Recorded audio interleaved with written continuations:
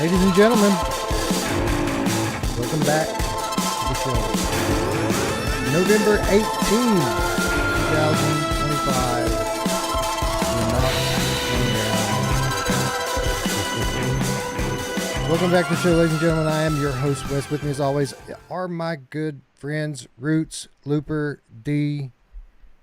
What up, Ruuts? Been a while since I've seen you, man. Yeah, it's been a long time, and just so everybody doesn't freak out, I'm on a vacation on Saturn, and my camera's like giving me issues. So I'm my background's here, but my camera's not here, so and will not be here.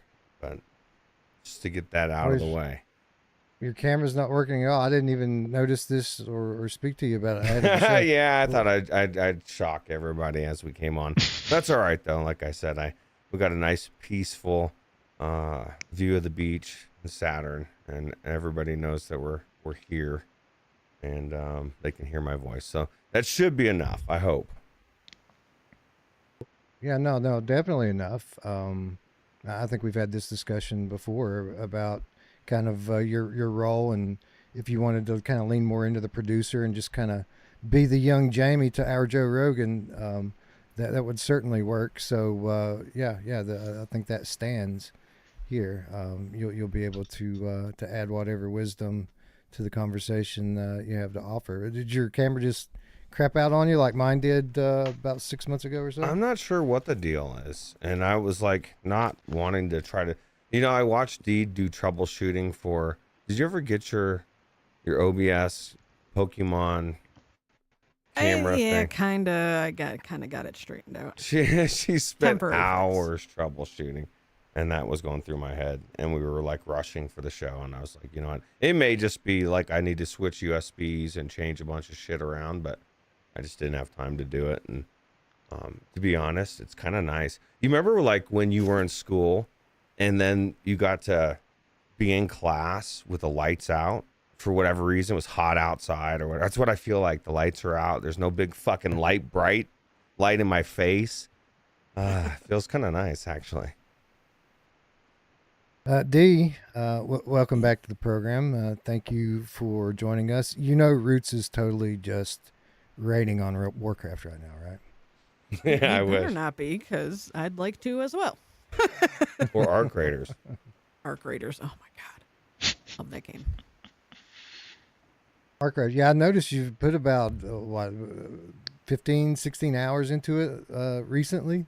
Yeah, I can't like I it's gotten to the point where I started waking up a little bit earlier just so I can try and get a run in before I clock in.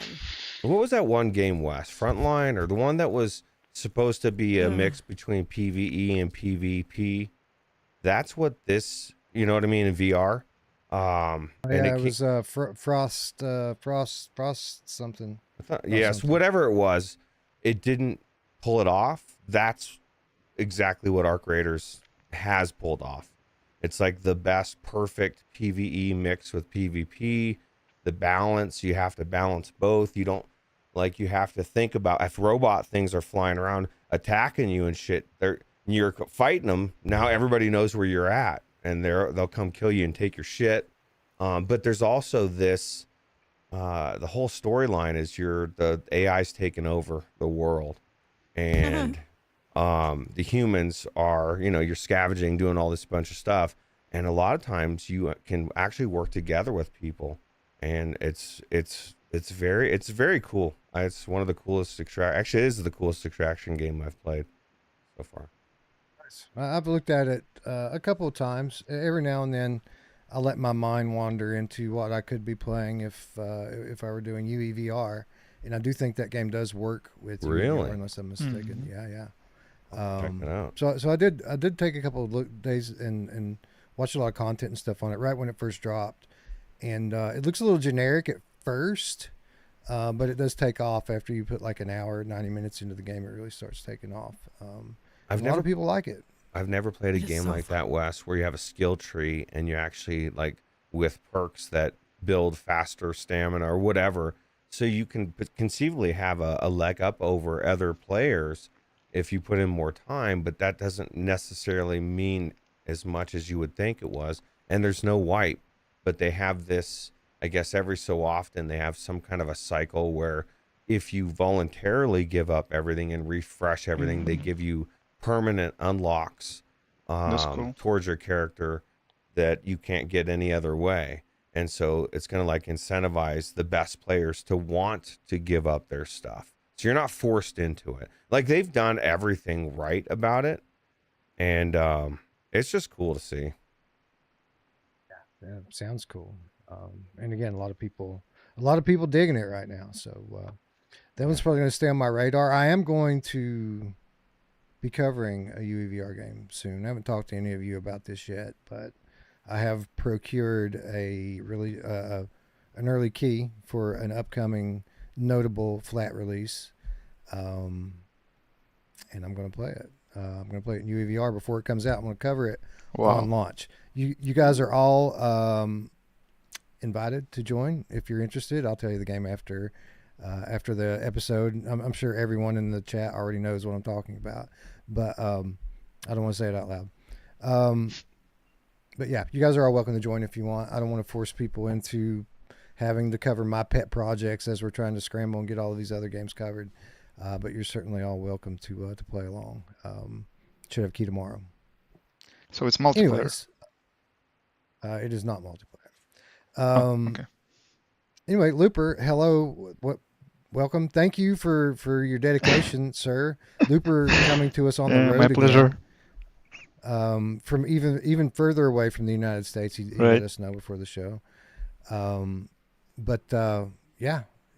Thank you for being here, and not only being here, but being like so flexible and willing to do whatever you need to do to make it work. Like we've been trying, as everyone I'm sure already knows, we've been trying to do this episode for like 3 weeks, A couple of weeks. and it's all completely on me is the reason why we're not, because I've been very busy. Everyone who kind of follows what we do knows why I've been busy. You know, with last week we did the PSVR 2-day event, which went very well. Thank you to everyone who turned out for that.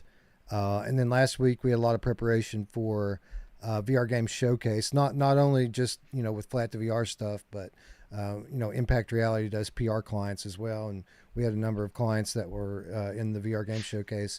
So, like, not for lack of trying, but I just haven't had time to play VR until this past week. Since the showcase, pretty much, I've had a little bit of time. But before then, like, there were multiple nights I stayed in this chair last week. I didn't even go to bed. So, been very busy. Been trying. We have made. How many attempts have we made to do this episode? 4 or 5, I think. 4 or 5, yeah. Yeah, so that's why we're here.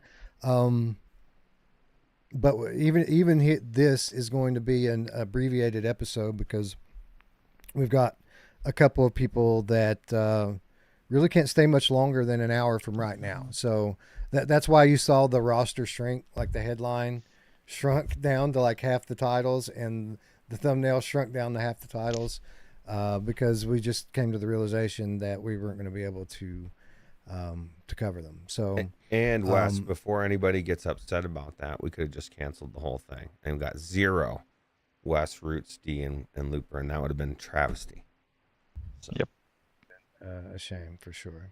So we're gonna do what we can of the episode here today, and then we're gonna come back as soon as possible, hopefully before the end of the week, with another episode to cover the rest of those, because I don't want to call the second half of today's episode next week's episode, because we've got shit going down this week. Deadpool's coming out tomorrow.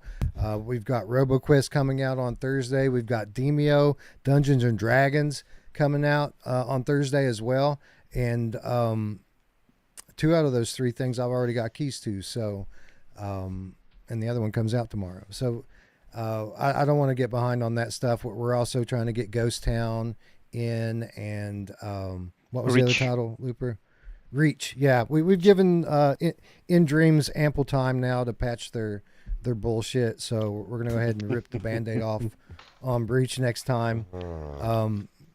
So yeah, we've got a lot lined up in the short term here, and we're not going to waste any time. We'll be back on with another episode as soon as we possibly can.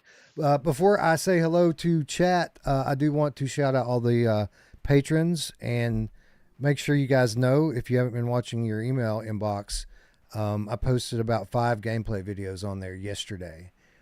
Exclusive gameplay, some of which you'll see running in the background of this show, others you'll see running in the background on the next one. But I try to save as much of that stuff for you guys as I can. I don't always get around to posting it because I suck like that, but it's all still here. So we're going to give it all to you as much as you want.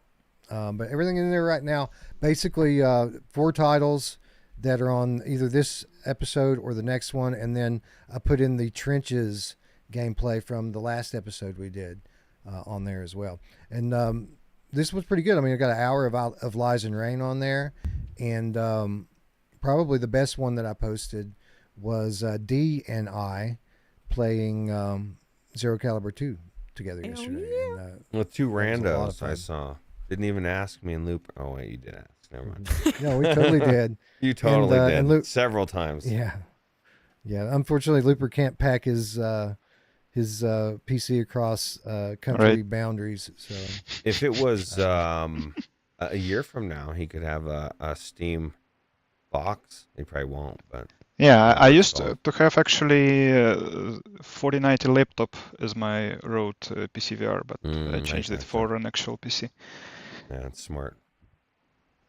or you could have instead of the Steam box, you could have the Steam frame, It's Looper, true. and that same goes for you, Roots and D. What do you guys really quickly? 2 minutes, D, on what you think about Steam frame. The one thing that keeps me just doing that is the 8 gigabytes of VRAM. Like, For the computer end. right. That is a stat that I have not heard. I know the overall amount of RAM in the thing is like 16. Yeah, You're you saying got they've only 16 dedicated RAM, half 8, of that? 8 VRAM. Yeah. Okay. Well, I mean, yeah, obviously it's not going to be a high-powered gaming PC strapped to your Right. face. But for what it's worth, when I got into this, 8 gigabytes of VRAM was the standard for a high-end gaming PC. And this is during the era of, I think we had more AAA games, at least as many AAA games out back then as we do now. Obviously, it's not going to play everything.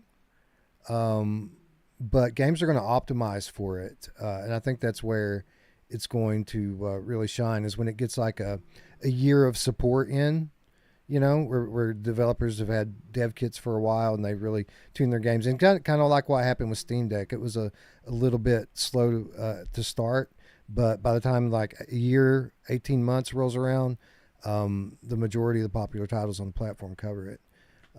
So I think we'll see the same here. And I don't think that in terms of specs, it's going to hinder the thing too much. It's weird Roots though. It's weird because it's not only about the headset. And if you look at a lot of these flat games just in the last year, most of them are running up against VRAM issues at 8 gigs. Usually most of them are running about 10. And so a lot of these video cards are not even putting out, like Nvidia's starting to phase out their 8 gigs and they're finally getting rid of them. And so like, on one hand, I get it because it's supposed to be a low-end PC. It's not supposed to be a high-end PC. But why not just 8 more gigs? Like, and then you can play everything. Like everything flat too. Like I would submit that a good portion of the best games that came out in the last year on their Steam aren't going to really run the best on it. And that's kind of bad. For what you're saying, it's absolutely amazing. I mean, you're still going to be able to play all these, especially VR, all these VR games, and most of them. Do we know it's gonna like support the Steam library, or will it be more like specific titles that will be ported to the standalone? It's going to be just like Steam Your Library. It's going to be just like a Steam Deck. So basically, it'll support the whole library, but there will be a classification for games that are optimized. I missed that part somehow. Yeah, because Yeah, you then can pretty it's much put any yeah. operating system on it. It's a PC.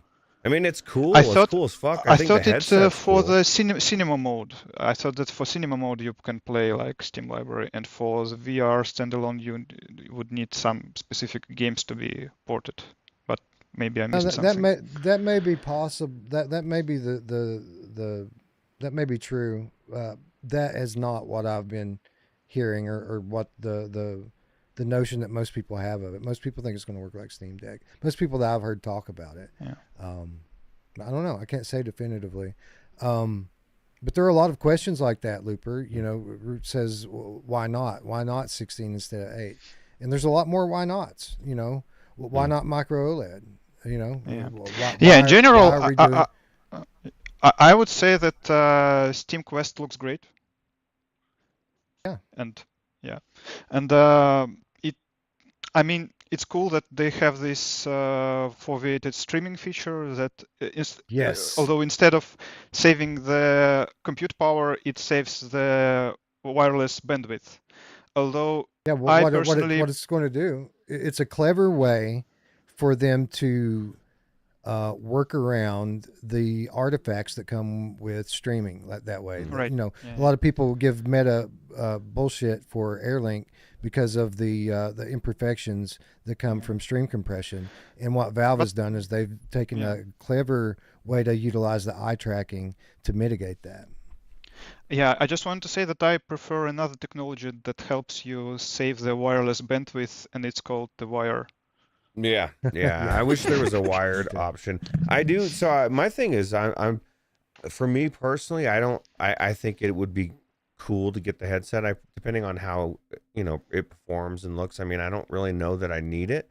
I was hoping that I was going to be able to. There was going to be 3D or something extra that was going to, you know what I mean? There may Which, be. there may be, but there may eventually be. Yeah. Yeah, and we've Eventually. thought of that. Well, about all these you can different just things. reshape Maybe anyway. down the road. And probably not. But what my biggest takeaway is, I was watching Asmongold's when he was watching it with his chat, and when they got to the VR part, guess what, Wes? There was not. I was watching the chat. Not one person in the chat was shitting all over it. Everybody was saying how cool it was. It's almost like people thought it would be cool to play their games as they always have on a big TV in VR. And you know what I mean? Like, it was presented to them in a smart way. And that's exactly what people were saying too. And they were saying it was a big win. And I just don't think people realize how big this is for the people that aren't already here. And I'll leave it there. So. And I'll just pick up from that and say that that's exactly why I'm excited for the product. For me personally, in my situation, in the way I consume games, I have no use for this headset.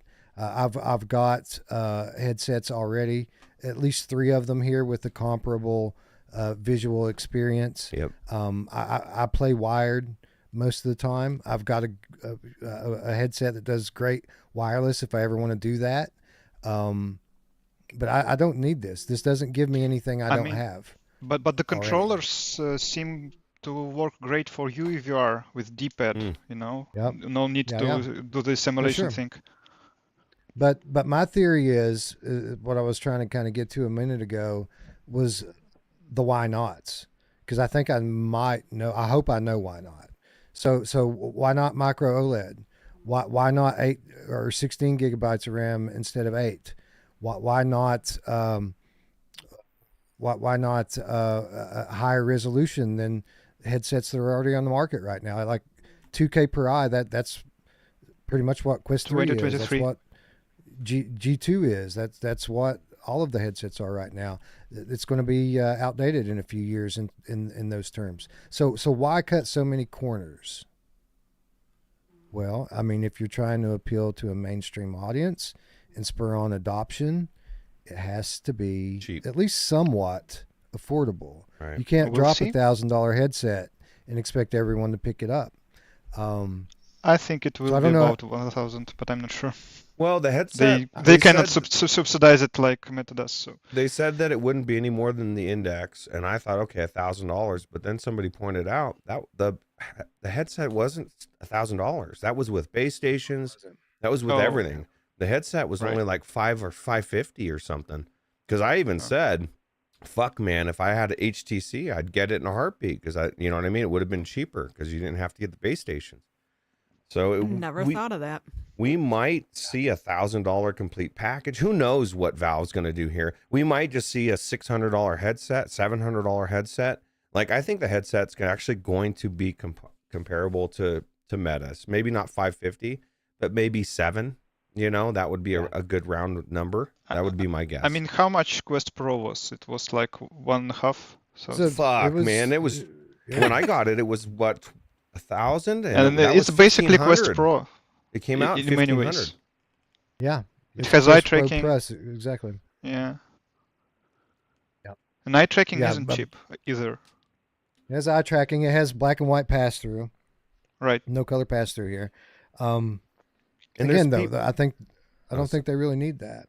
There's people out there that will never. I they're mean, for not cinema PC mode, it's people, kind of right? weird But this is more of a to console. have your environment in black and white. But yeah.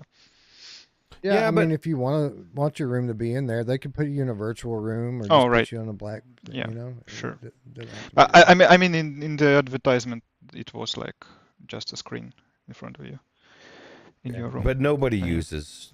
I can't say nobody, but like, really, who's using that feature?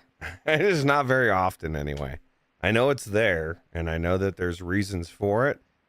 I automatically turn it off, or I don't. I don't know. I think we'll see a big leap in terms of what's capable on a standalone headset in terms of VR gaming. I think that even playing these PC games on medium settings, it's still going to smoke 90% of what the Quest library Right. has in it visually. And I think if they can get this thing under $750, I think that they should have pretty strong adoption. Not from VR gamers. Like, I think some VR gamers will buy it.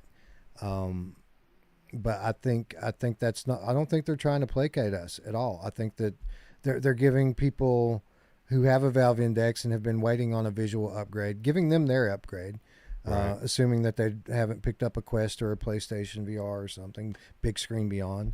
But they'll get a why visual pick bump. this over Quest 3 if you're just gonna play cinema mode? Yeah, probably. I mean, it depends, man. You can get a Quest 3S at Costco next week for $200, and they give you like a year of the fucking subscription on top of that. So they're pretty much giving those fucking things away right now. Well, they have to. There's no. The displays suck. Compared to what we're talking about. I don't want to go back from pancake lenses. That's one of the best things Right. I saw about this new headset is that they were actually embracing that the lenses, right? Well, they've got to subsidize this the way that they subsidize Quest 2 to get those players to upgrade. Because there's a lot of players left on Quest 2, younger people playing free to play and party games and stuff, and they need to keep those people in the ecosystem. And the best way to do that is make it affordable at Christmas time, so their parents can all get them a nice cheap upgrade. It'll be a good upgrade, cheap upgrade, for sure. Yeah, for sure. Anyways, I'm excited for Stream Frame. I'm excited for what it's going to mean for gaming. It's going to provide some, probably the most significant thing it's going to provide is competition for Meta in this space. Meta's already been kind of, moving away from premium gaming for VR through the changes to their platform and their store, and they've made it really difficult for developers to make a living over there. And now in swoops Steam, right around the time that honestly we're already seeing a resurgence in players on both Steam and PlayStation for these very reasons. Here comes Steam with a very timely new platform for people to make and sell games for. And the great thing is that it's PC, so they don't really have to deviate too much from what they're already doing, which is great. Yeah. Yeah, and Anyway, one let's last say thing I hello to- wanted I'm to add sorry. about Steam Frame. I think reshade, there is a way to run reshade on SteamOS, at least for Steam Deck with Sure. AR glasses, you could do it, so should work here as well. Yeah. By the time this thing is 6 months old, the tinkerers are going to have some amazing shit running on it. And for what it's worth, in true Valve fashion, they've put a PCIe slot right on the front of this thing, so that even hardware modders can really get in and add real functionality to the thing. Well, like I said, Which it's is run pretty on amazing. Linux, and you can put Windows on it. You can put your whatever operating system on it. There, it's open Right. source, so they're beating Meta right there, and Apple. Fuck Apple. Sure. So it's going to be an amazing. It has a lot of potential, in terms of that community that has always lived on PC. The modders, the VR chat people, they're going to take this thing and do things with it that people aren't even thinking about right now. Yeah. Did we lose somebody? It sounds like we lost somebody. We gained Someone somebody. came in. Someone came in. Oh shit. Yep. Maybe it must be. MDRN by Haunted Sick SS. Yeah, I must have messed up on the. Made everybody able to jump into Discord. Yeah, You better hurry up and D. change that shit. Okay. So let All right. me. Hurry, So everybody while jump Ruuts is getting that sorted out, I'm going to go ahead and say hello to our friends in chat, because we are quickly running out of time. Shades of Grey Matter is here, as is Madhouse Marcio, the spooky underground game cat. Inferno 9 in the house as well. Awesome Tatum here. Good to see you. The Handy Capable Gamer is here. Assassin 32 VR says, hopefully we've seen the last of Fresnel lenses. Never, sir. Never. They'll never go away completely. Technoglitch is here. Philozix is here. Radio Runt. What up, friend? Salvador is here as well. Who else is in the house? Metal, Gamecat, Solid. Fritz. What's up, Fritz? Thanks for joining. Rofin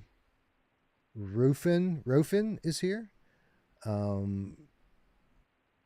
Rofin says it's 16 gigabytes unified, LPDDR5 RAM for the Steam Frame. The 8 gigabytes VRAM was for Steam Machine. Yeah, we're talking about. That's what we were saying for the actual box. It was 8 VRAM.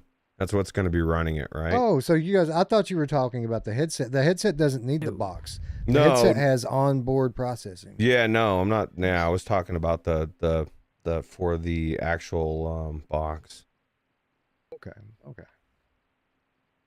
Who else is here? ET2K9 now says, Virtual Stranger Crew, thank you for all your time and all the energy you put in these episodes on top of everything else you do throughout your weeks. Well, thank you for hanging out and being patient with us as we do what we can, man. We do what we can. And quickly, Hookworm the Salvador's Hoosier. on his way out the door. And he $50 donation. $50. What the fuck, Sal? Thank you, man. That's awesome. Thank you so much. Salvador, already a patron, by the way, donating a 50 spot. Did he have a comment? Let me see. Catch strangers on the replay. Here's for that Deadpool key. Oh, fucking awesome, man. Well, for what it's worth, hopefully they send me one. I didn't request one until today, because it's a meta title, and to get the meta keys, you got to join the meta program, which we have stubbornly resisted over the years, and will continue to stubbornly resist. But for what it's worth, I do have a contact at Twisted Pixel. So cool. I hit my guy up. I haven't talked to him since COVID, so I don't know. I don't even know if he remembers who I am. But yeah, if we don't get a key tomorrow, the game is on Salvador, everyone. So everyone thinks Salvador. Awesome. Tatum just did a follow up there for you. Tatum gave the text. Thank you, Tatum. Tatum says, following Sal's lead, early Deadpool review fun. I'm playing. Who's playing? We're definitely playing, dude. I watched a couple reviews of it today just to kind of get an idea for it. And yeah, man, it looks fun. It looks like a Twisted Pixel game. Um, I'm looking at it and I'm seeing flashes of this game and that game that we played before. Just in the art style and the way their games are put together and the way that they look. They have a very kind of unique flavor to them, and this one's no different. Actually really thinking. I'm really glad that we're paying for this game or getting one from the devs, because I really can't imagine anything worse than like getting into that fucking meta bullshit bed. No, that's just not. Well, At least for not what it's for worth, me anyway. For what it's worth, it's not what it was when they started it, when they had all of those kind of like rules to be in the club. It doesn't really have that anymore. I still avoid it just because of the perception that it creates. We lost Looper. We lost Looper. We lost it. Yeah. Well, guess what? How crazy that fucking dude just came into the chat. This is like the first time it's ever been open, and all of a sudden some guy, and I said something about buying a game or something. I don't know, man. But at least he wasn't talking. Yeah, I do want to say that, you know, since we've taken the 20 minutes here, I will go 20 more minutes in at the end so we can have a full hour. We should start greeting people. Thank you for that, Ruuts. I'm just trying to move Looper back in. I guess he can't get back into on air, so give me just a second. Yeah, he's in. Oh no. How crazy. Well, I'll have to look at it. So I guess I didn't. I put their names in the list so they should be able to come in. But what I need to do is I just need to create a role that will allow you to, because right now it's only the owners of the Discord, and that's just me, Wes, and Eric. God, I heard the thing again, and I thought somebody else came in. Now I was like, "Oh shit!" No, that's just me. Looper. It's locked down. Shit ain't happening again live on air. Anyway, Awesome Tatum says Deadpool and RoboQuest. Yeah, dude, that's what I'm saying. Like, I don't want to pause to get to that shit, because that's world class lineup shit right there. Deadpool, RoboQuest, and Demio. We got new Demio. Right. It's gonna be amazing.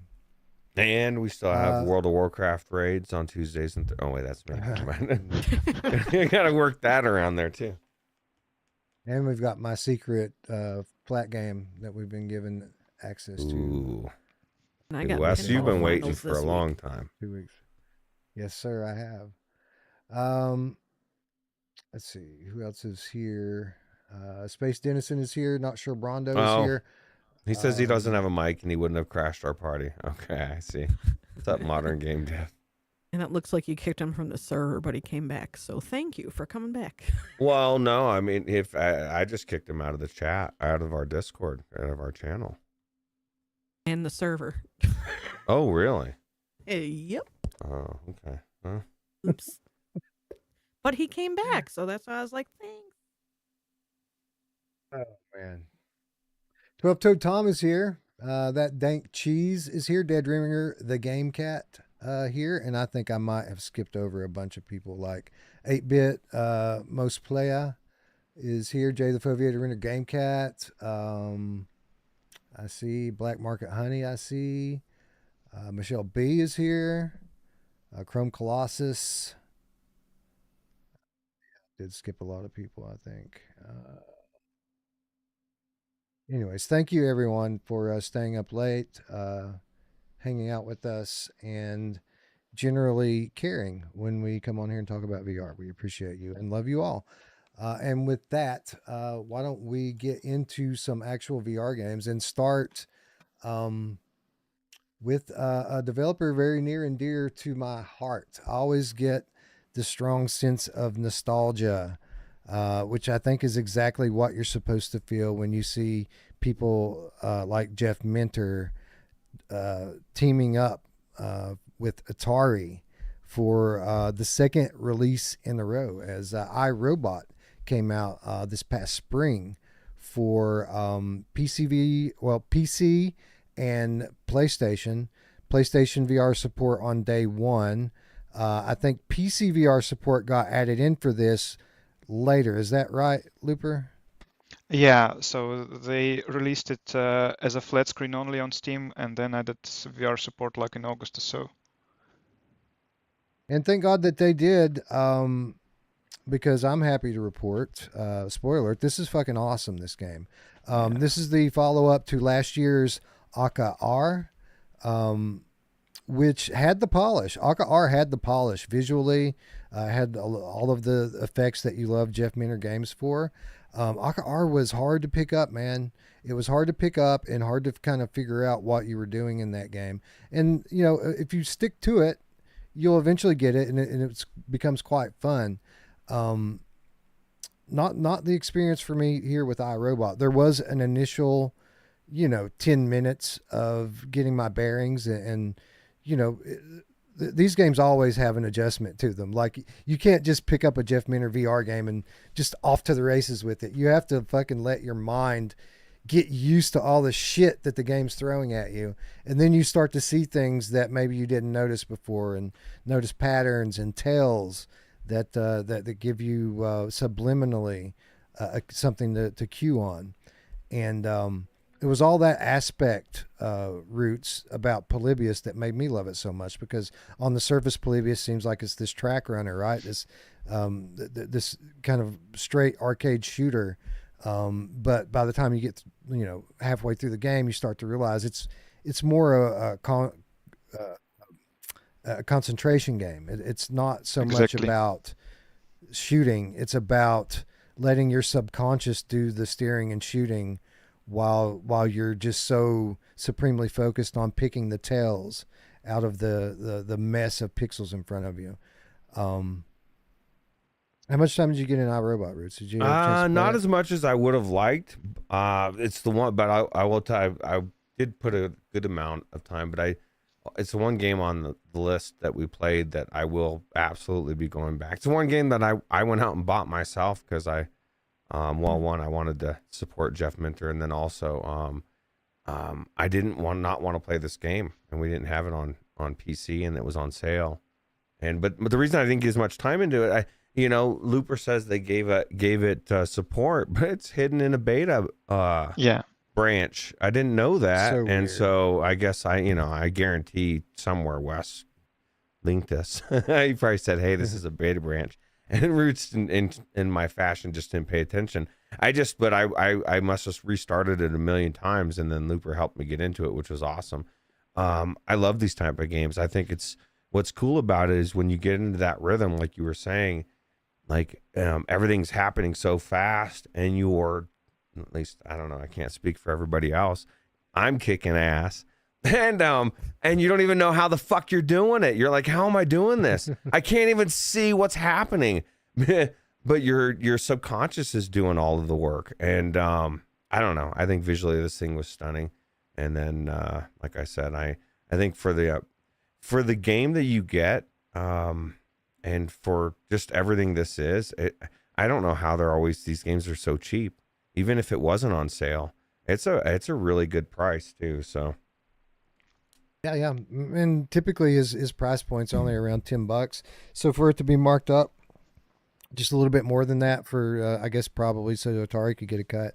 it's worth Makes it. perfect sense, and it's completely worth it, Looper, because I liked the Minotaur arcade.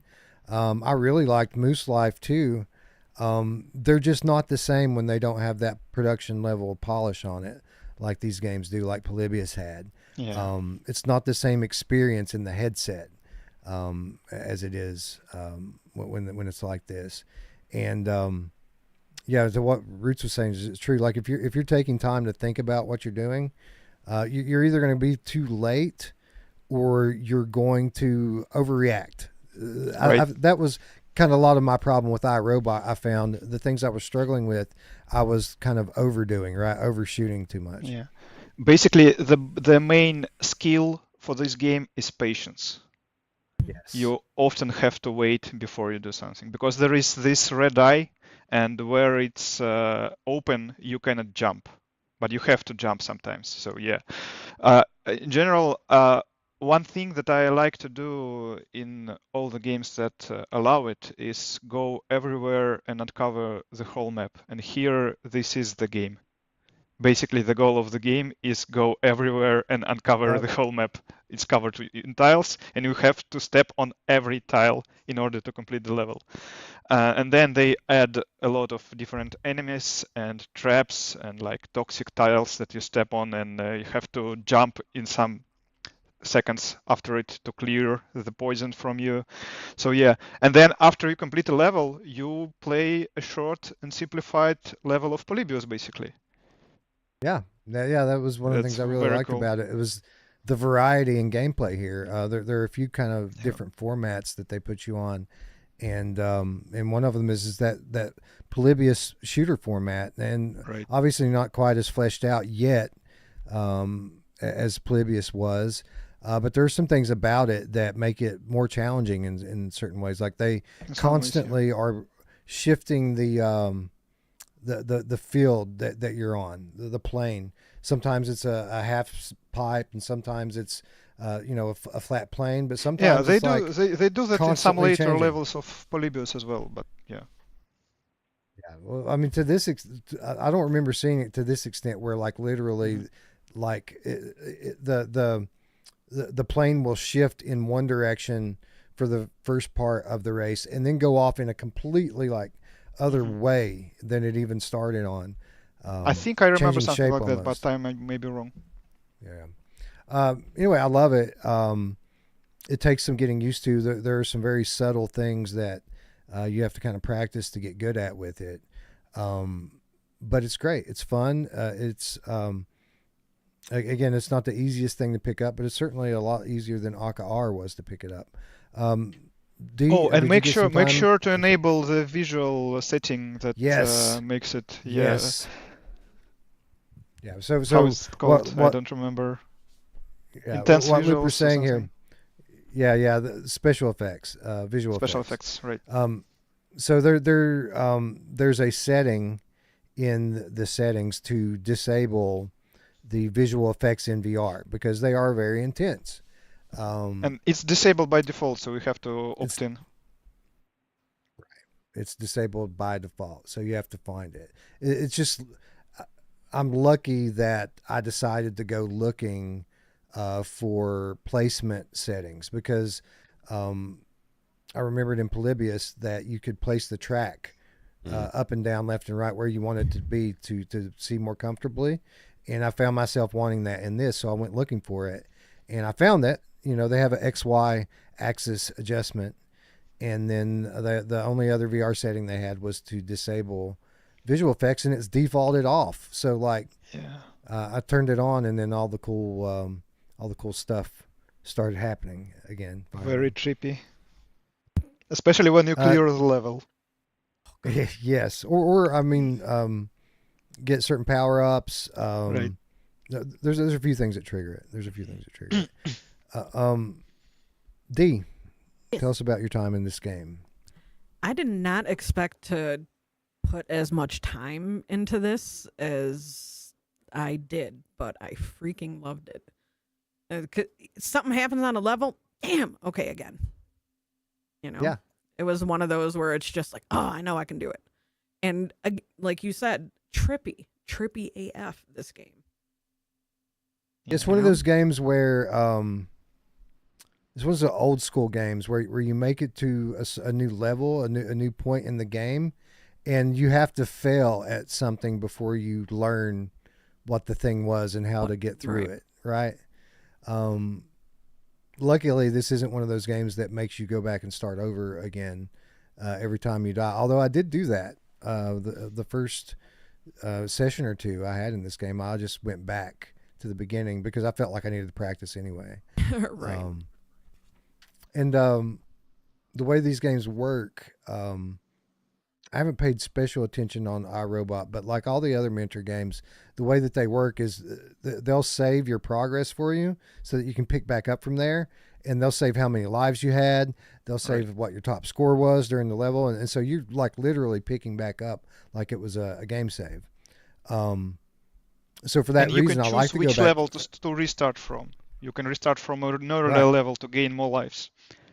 Right. So for that reason, I like replaying the levels a lot. So because you can set yourself up. Like if you're having trouble, Like I would have never beaten Polybius if I couldn't go back and play the earlier levels and get myself to a point where I have max lives and stuff. Because there's one of those levels like in the late 30s, early 40s that I just could not figure out how not to fucking die on the early part of the level. Every time this one trap would come up, it would kill me every time, and I never figured it out. I only got through it because I banked enough lives to where I didn't get game over, dying over and over again on that level. Anyway, when I play this game, I thought of you especially because I thought, man, I wish I lived in Colorado. Oh God. Playing this, because Stone Cold sober, it's a trip, and it's trippier when it's that special Colorado time, too. So yeah, yes, ma'am. And you can see it written all over this dude too. If I don't know if anybody's ever seen Jeff Minter, but he's like this dude. He's got long hair.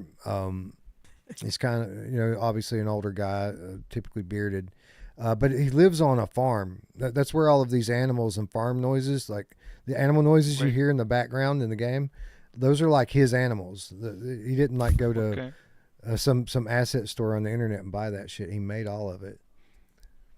Cool. Anyways, a really cool concept for a game here. The base concept is you have to clear all the tiles. Like Looper said, you have to stand on all of them to end the level. But there are different qualifying conditions on certain levels. So it's not always the best idea to try to just rush through them all. You also create bridges by jumping. Yeah, you create bridges. Now, what I haven't figured out, Looper, do you get a point bonus for creating more bridges? Because it seems I'm like not you sure. would for having more I tiles. didn't check what the points are. Didn't follow the points at all. I think there were like little, I don't want to say stipulations, like the word is escaping my brain right now, but like don't, like no kills on a level. Yeah. Stuff like that. That's crazy. Why would I not want to kill stuff? I gotta kill everything. Is it weird? And maybe I can't imagine that I wouldn't have noticed. Like I didn't have to turn on any setting for the visuals on the PC VR version. I guess because you're opting into it. I don't know. Yeah, maybe Anyway. You may think it looks trippy as is, but you just Oh, turn it God. on. Are you and telling me I realize, didn't even see the trippy version? Yeah, I think so. Shit. Right. Unless it's different on Right. PC. Yeah. Because I did notice that it was dialed back a little bit, but I didn't feel like it was toggled off. Like I noticed when I was playing the game, I was like, yeah, this is pretty good. This is Jeff Minter's stuff here, but it's not intense like it's normally fucking intense. Like it put you out of your chair. And yeah, it is. You just have to turn it on. And on the PSVR 2 headset, man, like, All right. amazing. Yeah, I use Very DualSense vibrant. controller. I didn't use the yeah. VR controllers. Did either of you all try those? No. No, I I played with remember. DualSense, and it's great because you can play it while your sense controllers are charging. And Yeah. there is not a lot of those games, but we will cover one more of those today. I use my Xbox controller, but same thing. I always I always defer to that. Like for a game like this, I don't understand. Like a lot of people feel like they have to be holding their touch controllers. I get it. Like it's some people's binky, Wes. Like Yeah. they're boo boo. Whoopee. They're whoopee. They don't want to let go of their touch controllers. I get it, but I feel like if the game fits a gamepad, I'm going to use gamepad. Yeah, well, for me, it's there's a couple of reasons. The battery one is a significant one. When you're playing a lot of games, it helps to conserve your battery any way you can. True. But for me, I've always liked the DualSense haptics because the controller's more weighty than the VR controllers are, and having that extra heft really lets the haptics come through. And they are more advanced, actually. It's I think it's still a single motor in each of the VR controllers, and on DualSense they are localized. I still think the DualSense controllers are probably the best controllers I've ever used. Like as far as just haptics amazing. and everything. There's only one shooter game that I play on PC where I use a controller, and it's awesome with it, and that's Returnal. I can't play that game with a mouse and keyboard. Much better with a controller. Yeah. Well, I don't believe in mouse and keyboard anyway, so. You're like me, Wes. I want to fucking. I may not. If I'm not in VR, I at least need a trigger. Give me a trigger, please. I actually like the mouse. I hate the keyboard. So I think what Nintendo did with the mouse controls on the Joy-Cons, where you can still use the analog stick to move, but you use the other controller as a mouse. I think it's the best of both worlds. There you go. Yeah, that makes sense. I think that does make sense. My biggest beef with keyboard and mouse is the keyboard. Like, that's clearly not what that's made for. Like, stop it. Just get a fucking controller. Right. Anyway, this is already a classic. This is a classic Jeff Minter game. It's probably a firm number 2 already on my list of Jeff Minter VR games, behind Polybius. And while I won't put it on that level yet, I haven't finished it yet. So, like, maybe this is as good or better than Polybius. I don't know. But it's better than any of the other ones. Better than Moose Life, better than Minotaur Arcade, better than Akaara, in my opinion.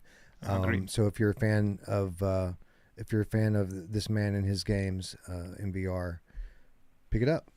Not much money. Was like $15 for this or something. $14.99. There you go. On both Steam and PlayStation. There you go. But if you're gonna pick it up on Steam, just remember you got to do magic tricks to make it VR. Got to make it dance. Anyway, moving along to the next title on our list, another nostalgia rush, so to speak, as we take to the peaks once again, courtesy of our friends at the Binary Mill. Thank you to the Binary Mill for providing review keys for us all to play. Looper, I guess this is kind of getting to be par for the course for the Binary Mill. They bring us an awesome title. They do it in short order, make it better for the platform, Right. and then lather, rinse, and repeat. The audience demands the next title, and they get right to work on it. So Mini Motor X incoming. You would think so, but I don't think so. Actually, I think that they're doing something else. Actually, I know that they're doing something else. So no, it won't be that, not anytime soon.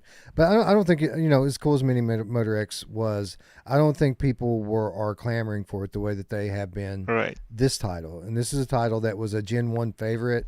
I don't think I've ever heard anyone that has played this game shit on it. Everyone has loved it from day one. Interestingly, a game that was originally developed for mobile VR. This is like a Gear VR title way back in the day, and they adapted it for PC. They adapted it for PlayStation, and It was on Quest as well. this thing, it did come to Quest. It came to standalone, and now it returns to PSVR 2 in its ultimate form. It had been years, Looper, since I played this game. That day we got in it, and it all comes back pretty quickly, doesn't it?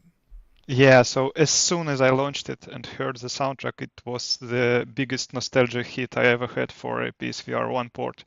It was like good old days.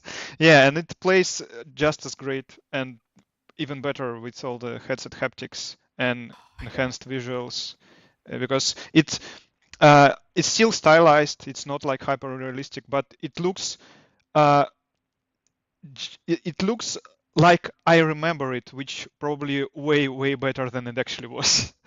Right. Yeah, we see this all the time with PSVR 1 games.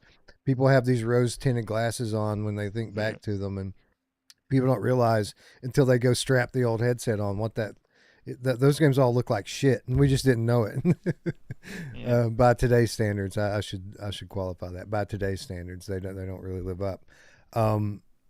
But yeah, I think that very much here that they didn't reinvent the wheel, but they certainly have refined it and made the experience just about as damn good as it could be.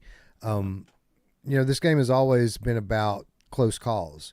How close can you fly to the ground? How Exactly. close can you fly to the mountain? Due to the Like, advanced what's that technology racing of the game?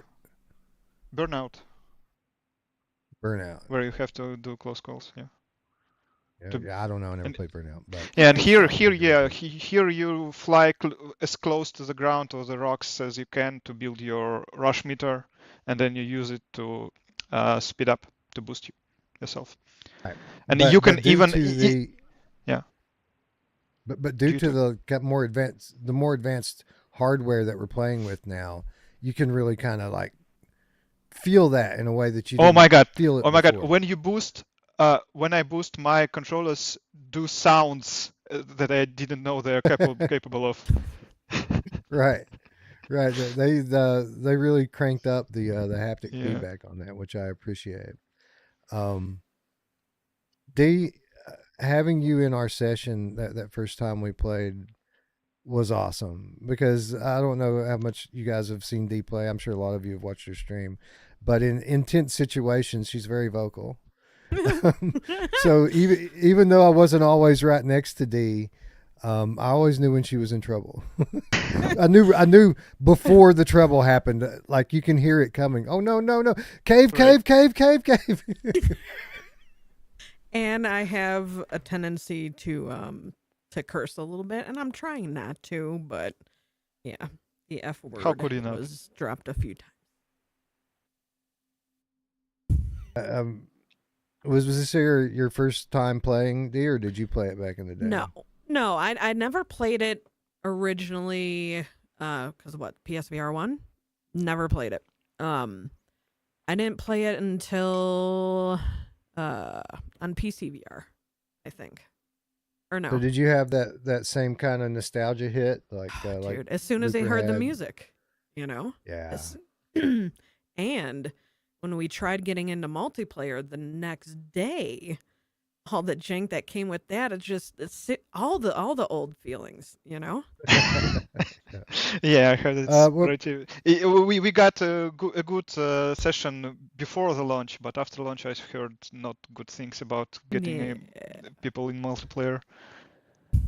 well, shit happens. But It's it PlayStation. happens, you know what? And like you said, it's the nostalgia. It wouldn't be it wouldn't Exactly. be Rush without having multiplayer jank. Well, what it's worth, up to 4 more players can now experience Yes. multiplayer jank because they have expanded Great. the lobbies out to 12 players. Oh. And Which is awesome. are they able to join the voice chat as well? I think so. I just Because don't think that because I thought UAT it formatted was for it. like 12 people, but only 18 with the voice chat or something like that. I talked to Like, oh, fuck you, other 4. You Yeah. guys are screwed. You don't get to be in the chat. We No, can play. I talked to think Brian about this. I think they can talk. You just don't see their names on that. Oh, I Okay. see. Playing It's just the a limited thing. Yeah, window. yeah. Okay. Right. Yeah. Anyway, what I really loved about it, and I don't even know, this was probably the case before. I don't remember it. Proximity chat. Right. This isn't one that you want to use Discord to talk to people on. You want to play in the game because of the cool effect of being able to hear people that are in your little pack a little bit more closely, and you can still hear people when they're away from you too. It's just has that radio sound to it, right? Yeah, you can tell when someone, crashes and you're still racing. Let's say 'cause they when sound someone like reaches they're the on- finish before the others are even close. Because when you crash, you go to the finisher, right? And Yeah, that's yeah, the right. goal of the game, You finish to first. get to the finish, right? I did that a lot, actually, because the game gives you 3 different movement options in terms of movement controls, and I couldn't find one that worked perfect for me in every situation. The one that worked the best for me, I had this issue where when the target is directly underneath you, I couldn't go like down hard enough. I couldn't cut down. So hard I enough. think the thing is it with using your hands or not? I don't remember. I don't remember. Yeah, so I honestly, which think one it Miles was. got it because you shouldn't look down. Because if you look down, you have your controllers in Yeah, front of you, and that's the right. I game figured thinks that out. I you're. figured that out. Yeah. Yeah, yeah, Yeah, I figured that out after I dropped from you guys. Um, I played around for a few more minutes with the other control schemes, and that's what I figured out. It was where I was looking at like putting my head, um, yeah. because for whatever reason they don't really use the gaze tracking like that. You think that they would, but they don't. So you have Yeah. to kind of keep your head straight at all times, if that makes For sense. me, the scheme that works the best is head tilt. You just like tilt right or left, and it feels quite natural to steer it this way. Also, if you use head steering, you can play it with DualSense. It totally works. Really? Yep. Huh. Chrome Colossus is asking if the multiplayer is broken right now. Does anybody know anything about Right that? now, I don't know. I didn't check. haven't played it this week. I don't know. Okay. So I guess it could be Chrome. If last time you played it, it was broken. Although, I mean, I spoiler alert, I didn't play it, but I don't know if this is one of those games where I wouldn't care. I don't need to be playing with other players. I think it would be cool just to be flying down there. I think it's cool. Yeah, there to is do a that as there is a well. single player campaign, and it's quite grindy, but it's there. Yeah, I just think I it's cool. appreciate it Basically, being you there. play different. You go on different routes on the same level, and then you unlock the next level, and etc. etc. This looks like There is like 5 reminds me of different environments or so. reminds me of a game I would have played in an arcade, like 15, 20 years ago, where you could you might be in an airplane and you're floating down and, or a balloon, you know what I mean? But now you're in it. So I think it's cool. Right. Yeah, it's one of a few games that still give me those sensations of movement while I'm playing it. Like my brain is so fried from VR now, I don't always feel it anymore. But certainly, this one, it gives you the sensation for sure. And for what it's worth with the single player campaign, I like it. I think it gets Yeah, same. undersold quite a bit because the multiplayer is so awesome. Most people just overlook the single player, but the multiplayer is a competition, and you want to win. The only way to win is to get good, and it's hard to get good in there when you're making sure everyone's in the right lobby, and taking all of these different considerations for other people. When you're in on a single player campaign or working your way through it, if you don't hit that first jump just right, you can just fucking cancel and start over Yep. again. Right. It's Yep. not going to be a big pain for everyone else. And there's so many different tracks. What is there, like 50 tracks in this thing, Looper, or maybe even more? Yeah, I think it's like maybe 30 per level and 5 levels total. And I mean, So you got it time makes trials one too, and a half so hundred. it's not just runs that you're going on. When's the Yeah. release date for PCVR?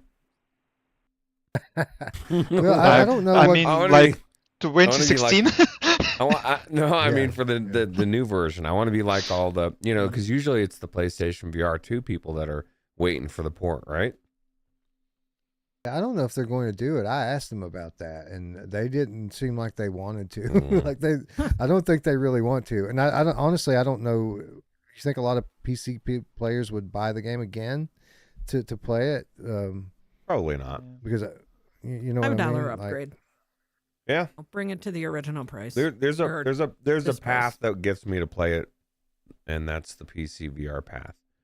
But I'm only one Yeah, player. and so. I don't know. I don't know. Like, so most of the most significant upgrades for the Apex edition are going to be things that you can't really do on PC anyway. It's like more about the haptics and stuff than it is really visuals. Like, it looks great visually, and it's obviously updated, but I don't know how Yeah, I'm much pretty better. sure you can it's gonna super look. sample the original version and it will look similar to this. Yeah, it's going to be close anyway. Yeah. Then I'm gonna go Um, back and play it and pretend like I'm playing it on PlayStation VR 2. It'd be fancy. Well, if you have the Now, what I- adapter. What I'm not so sure of is cross-platform play. I don't think it was. No, you Probably cannot. not. I think they said you cannot play it with other. That's all right, but options. I mean, honestly, that's not a draw for me. The the thought of playing like a game like this, or what's that other one everybody was playing where you're doing the orbs and the fucking with gamer chick. What was that game the audio trip or that other one that everybody Synth synth riders. I don't want to play those games with everybody. Like it's just, I mean, I don't want to sound like a dick. I'm just past that stage right now in my life. I just want to. This appeals to me single mode, so that'd be perfect.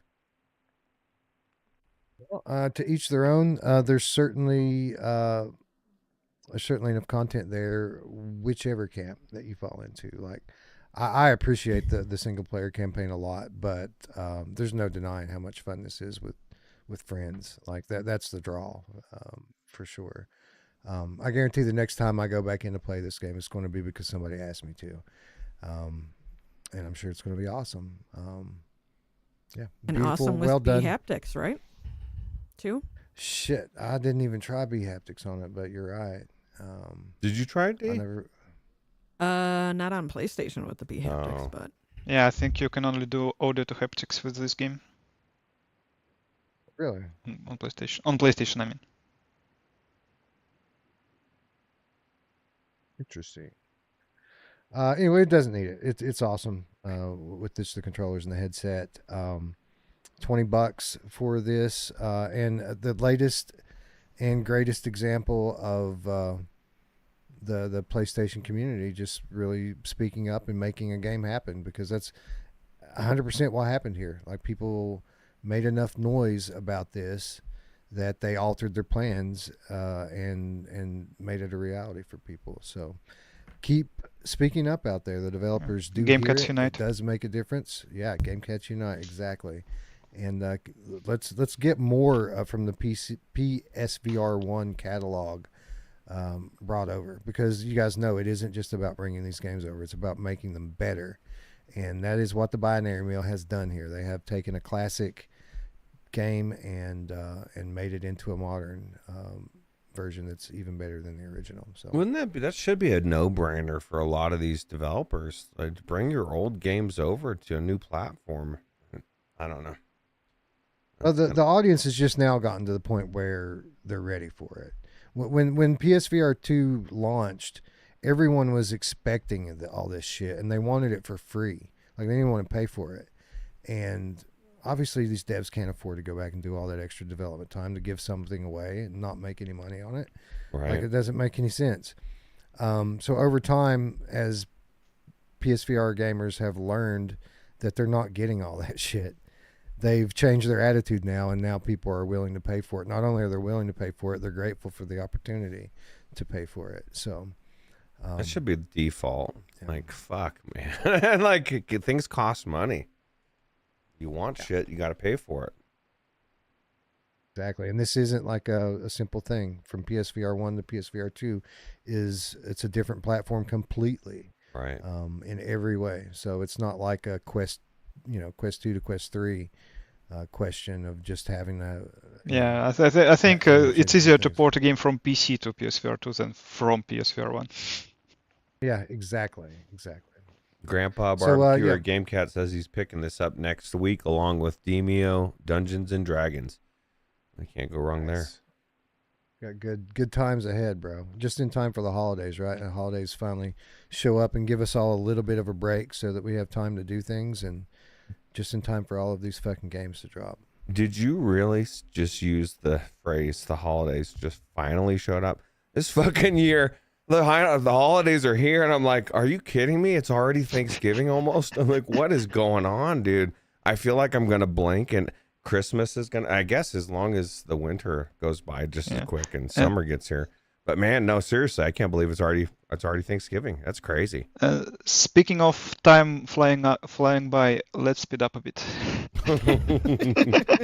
Yeah, really quickly. Yeah, I know, right? Really quickly, Super Nintendo Chalmers in the chat said, "I never played Richie's Plank Experience.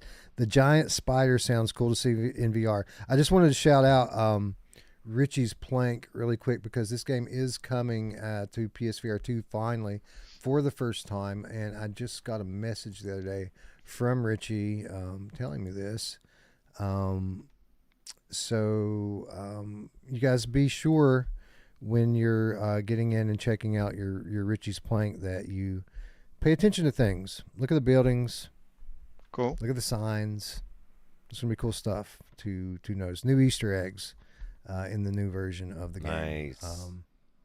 So yeah, we'll be playing this and covering it soon. Never played it. Never played Richie's Plank. Oh, that should be hey, interesting. Wes, she has to stream it. She loves heights. No, Loves dude, them. shut the Loves them. shut the front door, dude. Right? Yeah. So anyway, I just want to shout out Richie's Plank, let everyone know that it's coming soon, and to be on the lookout for it.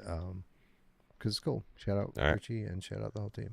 Anyway, let's move along to the next title, which is another kind of game that we've played in the past, resurfacing on a new platform. Although this one not taking 5 years to make its way over.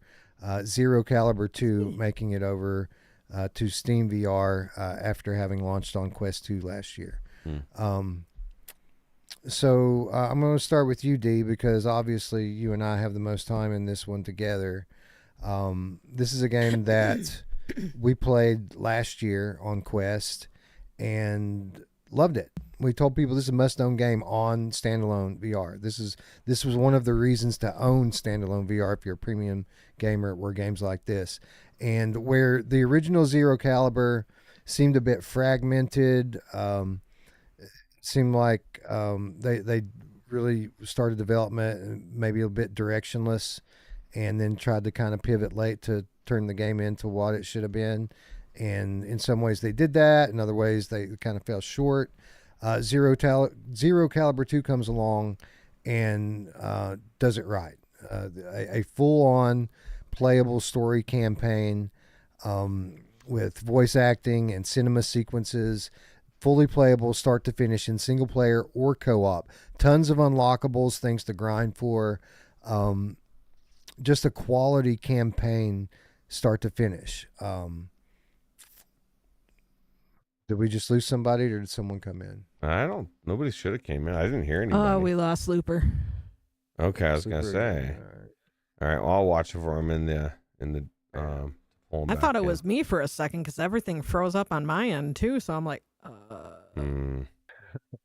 So But- so the game comes to Steam just a couple weeks ago, and we already knew that it was going to get kind of a makeover, right? Like it's going to get up-resed for PC. This is kind of the standard mode for PC VR games, that they get a little bit of a makeover, but you can still kind of see those Quest roots in there. And that is the case here as well. Like you can still tell that this game was made for standalone VR, but the visual bump is significant. It's a better looking Quest game now. But what is really what I wasn't expecting was just how impactful and much more immersive this game is than the original version, due to all of the added cinematic scenes and sound effects, the way that they do And 3D visual audio. effects as well. Yeah, Everything. just When you get damaged, when you heal. what? I'm sorry. I don't When you follow get that damaged last or when you heal yourself, there is like this splash of color in your Aura. face. Oh Yeah. yeah. There's tons of little things like that. Like when you get ambushed, there's an audio cue for that. That's very subtle. That goes off right before someone comes into attacking you or something, like a spidey sense sort of thing. There's all sorts of little things like that you notice if you look for them, but you probably wouldn't catch unless you were looking for them. But what it all adds up to, is a game that we already thought was must own, getting notably better on PC. What are your impressions? This game is awesome. Okay. I did not expect, I thought it was going to be slight improvements and everything, but it felt familiar, but yet it was new at the same time, so there was a lot of the stuff that I enjoyed from the first one but there was also like the routes that we took, like through the different levels and everything. There were slight changes to the levels too. So, just awesome upgrade. Definitely, I want to go back in and play it. I mean, we killed the campaign in 3 days, I think, and a few times during the week for the quest version, right?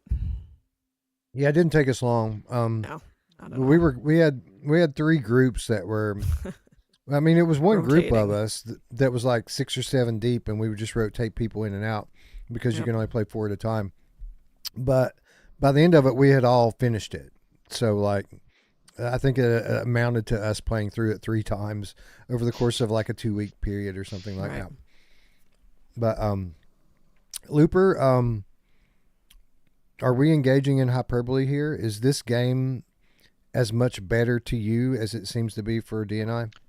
Oh yeah. So when it comes to visuals, I think lighting makes all the difference, because I actually did download the Quest version again just to compare, and it looks like a different game actually, mostly Even because of lighting. Because you see the same objects, but they are not as vibrant as you see them on PC. And it's not just that it's called Zero Caliber 2 Remastered for a reason, because there Yeah. are some notable changes in the levels themselves. There are more props, there are more enemies, there are some added sections like climbing sections, for example, that are not in the original. And the enemies, they are smarter. There are, as I said, more of them. So on the same difficulty, it feels like a more intense game on PC. So yeah, it really a huge upgrade over already great game. it feels like you're in a fucking war zone, man, and it's popping Yep. off. Like Yep. for real. The Yep. blood spatter alone, like I noticed that right away when Yeah. jumping into this game. Like, oh, look at that, all over the wall. Roots is all of these like again, it's not that they did any like one thing that's like super significant on its own, but they did so many Yes. little things here. And they all add up to like a very profound upgrade for again what was already a great title. How much time did you get into Zero Caliber 2? I did a few missions. So I didn't spend as much time, nearly or even close as you guys did in the first time around. So I don't really have all the comparisons as far as how better it looked. But I do have my impressions on what I thought of what I was playing through here. As first as I'm running through and we're shooting cardboard stuff, it made me have flashbacks of like the first game, right? The original back in the day. And of Right, course that was part of it. And then it like started to translate it into real people. And then, it actually got really good. You know what I mean? So my thing, because you and D were, because this is my mindset. Like, if I need a game, if I need to be playing with my friends to play a game, I don't think the game's the best. Not saying it's not good, but if that's what I need, if that's what makes a game fun, then that's. I mean, how good is the game? I would be safe to say that's not the case for this game, because it was actually fun. I was very surprised at how good every gun felt, worked, and just how accurate everything was. And believe it or not, I did double check on their climbing, and it actually feels good.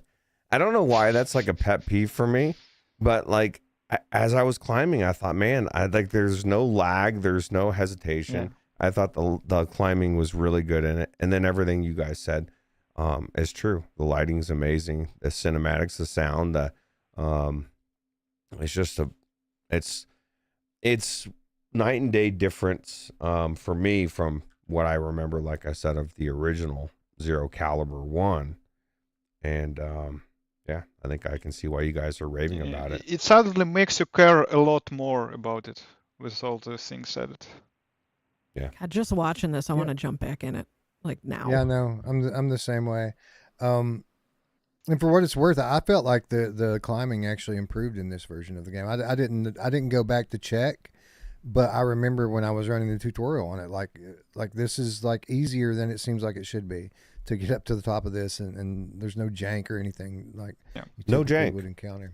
And that's the thing I didn't my biggest takeaways, and maybe there was something there, but I didn't I don't remember feeling any jank.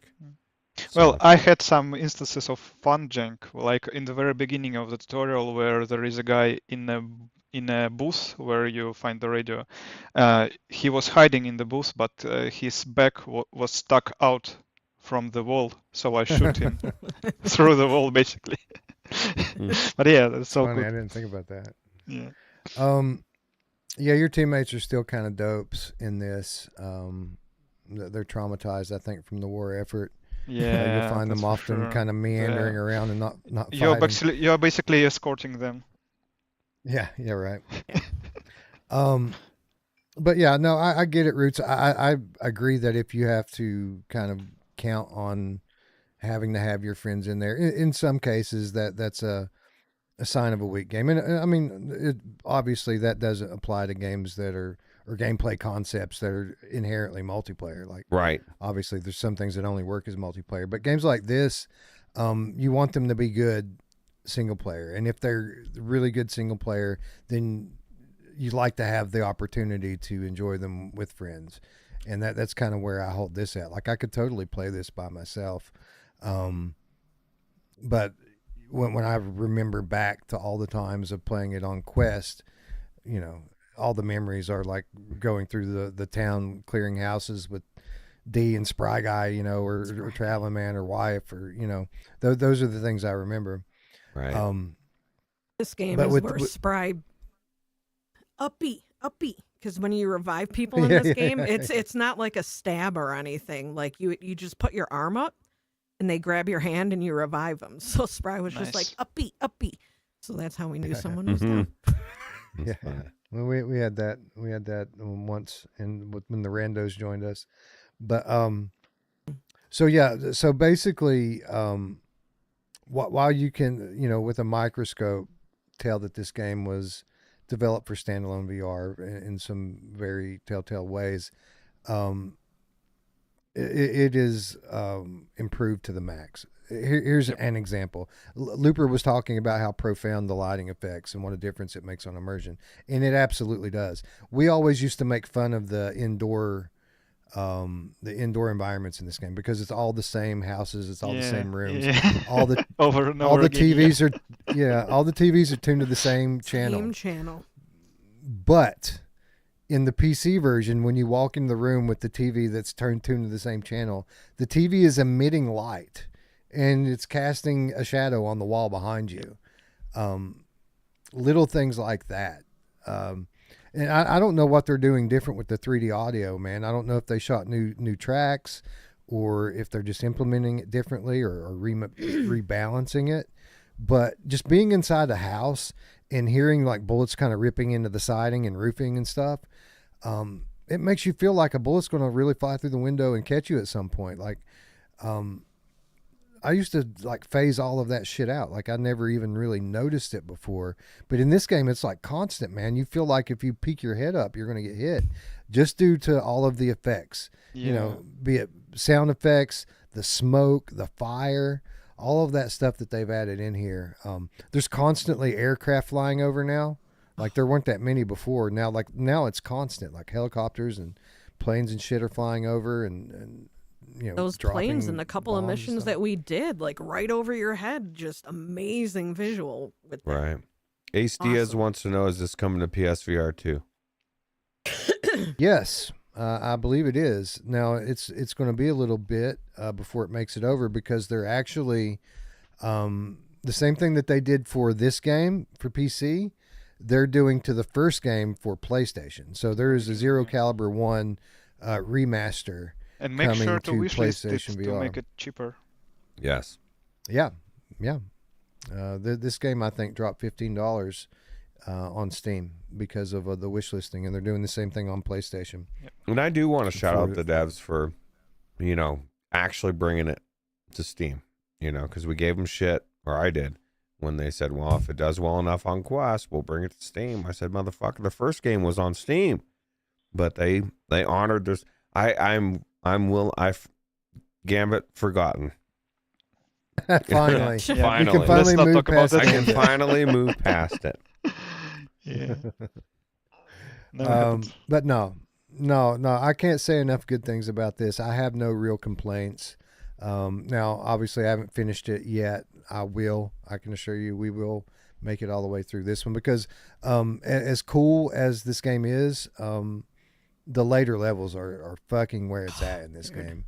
When the story starts to take off and you start going to some of these exotic locations, just awesome. Big artillery you get to mess with, and then like that one of the towns that you go through at the end where you're walking in town on a dirt road and you're walking out of town on a dirt road, but you're kind of having to make your way through a series of like houses and trenches and barbed wire everywhere. Like it's one of the more realistic interpretations of Battlefield that I've seen in a VR game, which is saying something because this isn't really supposed to be a military sim. This is an arcade game. This is an arcade shooter. That really the whole concept to begin with was just give people a game where they can put guns together with components. That was the main hook of the original Zero Caliber, is that they give you all of these different parts that go on your weapons and you can put them together and they're interchangeable and there's tons of weapons. And all of that is true here, but it's the other stuff. So good. Yeah, it's the other stuff that makes the game special. They really nailed it here. And you're right, Ruuts, for all the shit we gave them when they fucked up, we got to be able to hand it to them when they get it right, and they have definitely got it right here. And you're right, D. Other than the way the blood disappears, like we just saw there, the splatter wood was when you really shoot somebody, dry. It soaked it up. Let me ask you this: what do you think the breaking news is? Do we know? I see it on the TV The all these hospital. times. It's Like about the hospital. I really want to know. Like, yeah, the Palestinian hospital at the end of the level got blown up. damn, they're current, man. Ruthless, Crazy. ruthless. I'm gonna have to stream this tomorrow. I can't. I gotta play it, dude. Ugh. They'll tag me if I'm not doing something else. I'll play too. right. Anyways, yeah, I can't say enough good things about this. Everyone should go buy it now. I'm going to go to you with this, Sleeper, because I already know what Dee's going to say. If you own this on Quest already, is it worth buying it again on Steam? Oh, for sure. If you played it and you loved it, you will love it even more here with the enhanced version. I think I agree. I typically wouldn't advise people to go, drop this kind of money on a game that they already own. But if you're like D, if you're like myself, if you're like Looper and you loved it anyway, this is a better version. The upgrade here it's like that, what we often talk about on PlayStation having, right? Like PlayStation has all this stuff that's just a little bit better, a little bit more immersive, a bunch of little things that add up to a big effect altogether. That's kind of what you're getting here, moving from Quest onto PC. It makes me eager to see how this is going to translate now over to PSVR 2 when you can put some adaptive triggers on top of it, and you've got the OLED and the extra field of view. And Will they? Let's hope they do. They put all that stuff in there, right? The opportunity's there. Yeah, have faith. That's true. I'll be happy to play through it all over again when it comes there. And if you were like me and you didn't play much on the Quest, then you're glad that you didn't, because then you have a better version to play, because it was actually pretty fun. So I just remember the AI in the first game, the Zero Caliber one, not being the best, and it was cool, but it was kind of like and it was exactly what I was saying. It's like you and Mash were like, yeah, this is the best and it's cool, and it was cool, but it was cool because I was playing with you guys. It wasn't necessarily the coolest because it was the coolest. I felt like this was just such a big step up, at least from my memory. Not saying the first one was bad, but I guess my what I'm looking for is the level's gone up, right? So Yeah. Yeah, with the first one, it felt like to me like they had a few different game modes, like some pieces, some tech demos that they kind of pushed together and tried to make it into a game. And for what it was worth, like the levels were good. yeah, The lack of a story flow through them kind of broke the continuity though, and the fact that you had to pick levels individually instead of just clicking on campaign and having it auto load you through it at the time we played it. Really, it didn't really feel like finished, so to speak. right. Um, anyways, do you guys have time to wrap it up and cover the last game, or Yeah, I think I can share my thoughts and then I will tune out as Yeah, let's my just do shuttle it. to the office is coming soon. Okay. Yeah, we'll just try to be really Peter's quickly about it here as we move on to the start of the show.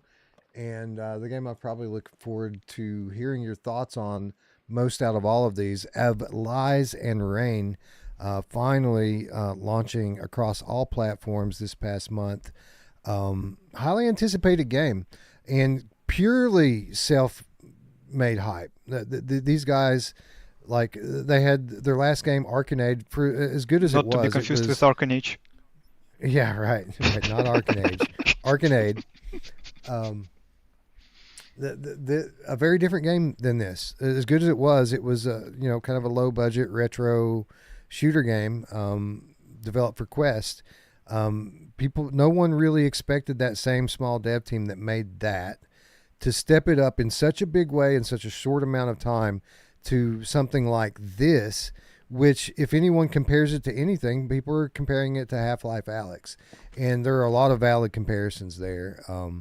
Although this is its own game and it is quite different in some other ways as well.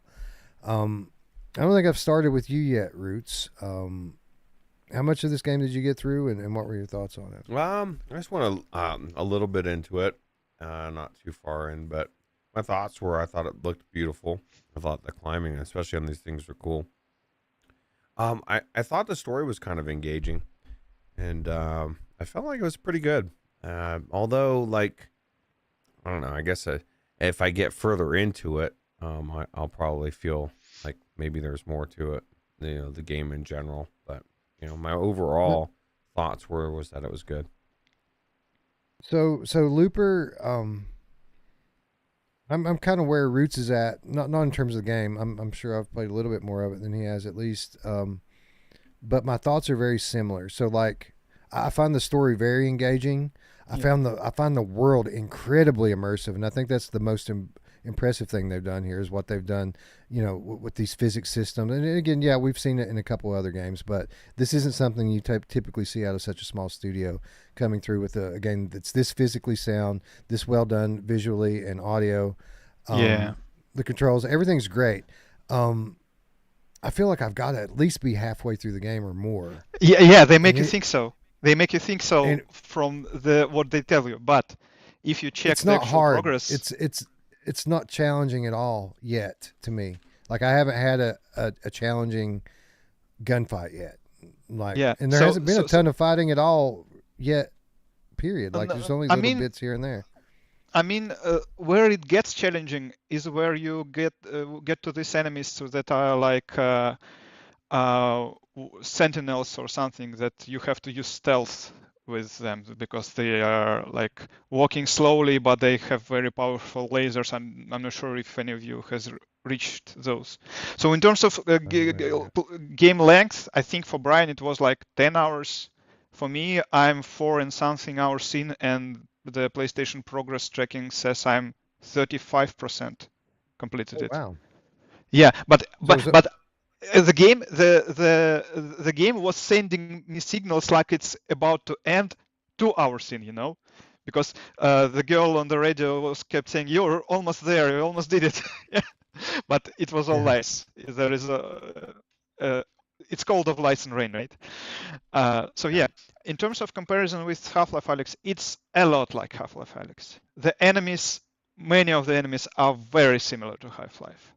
It has a very similar 3 weapons and the way to upgrade them.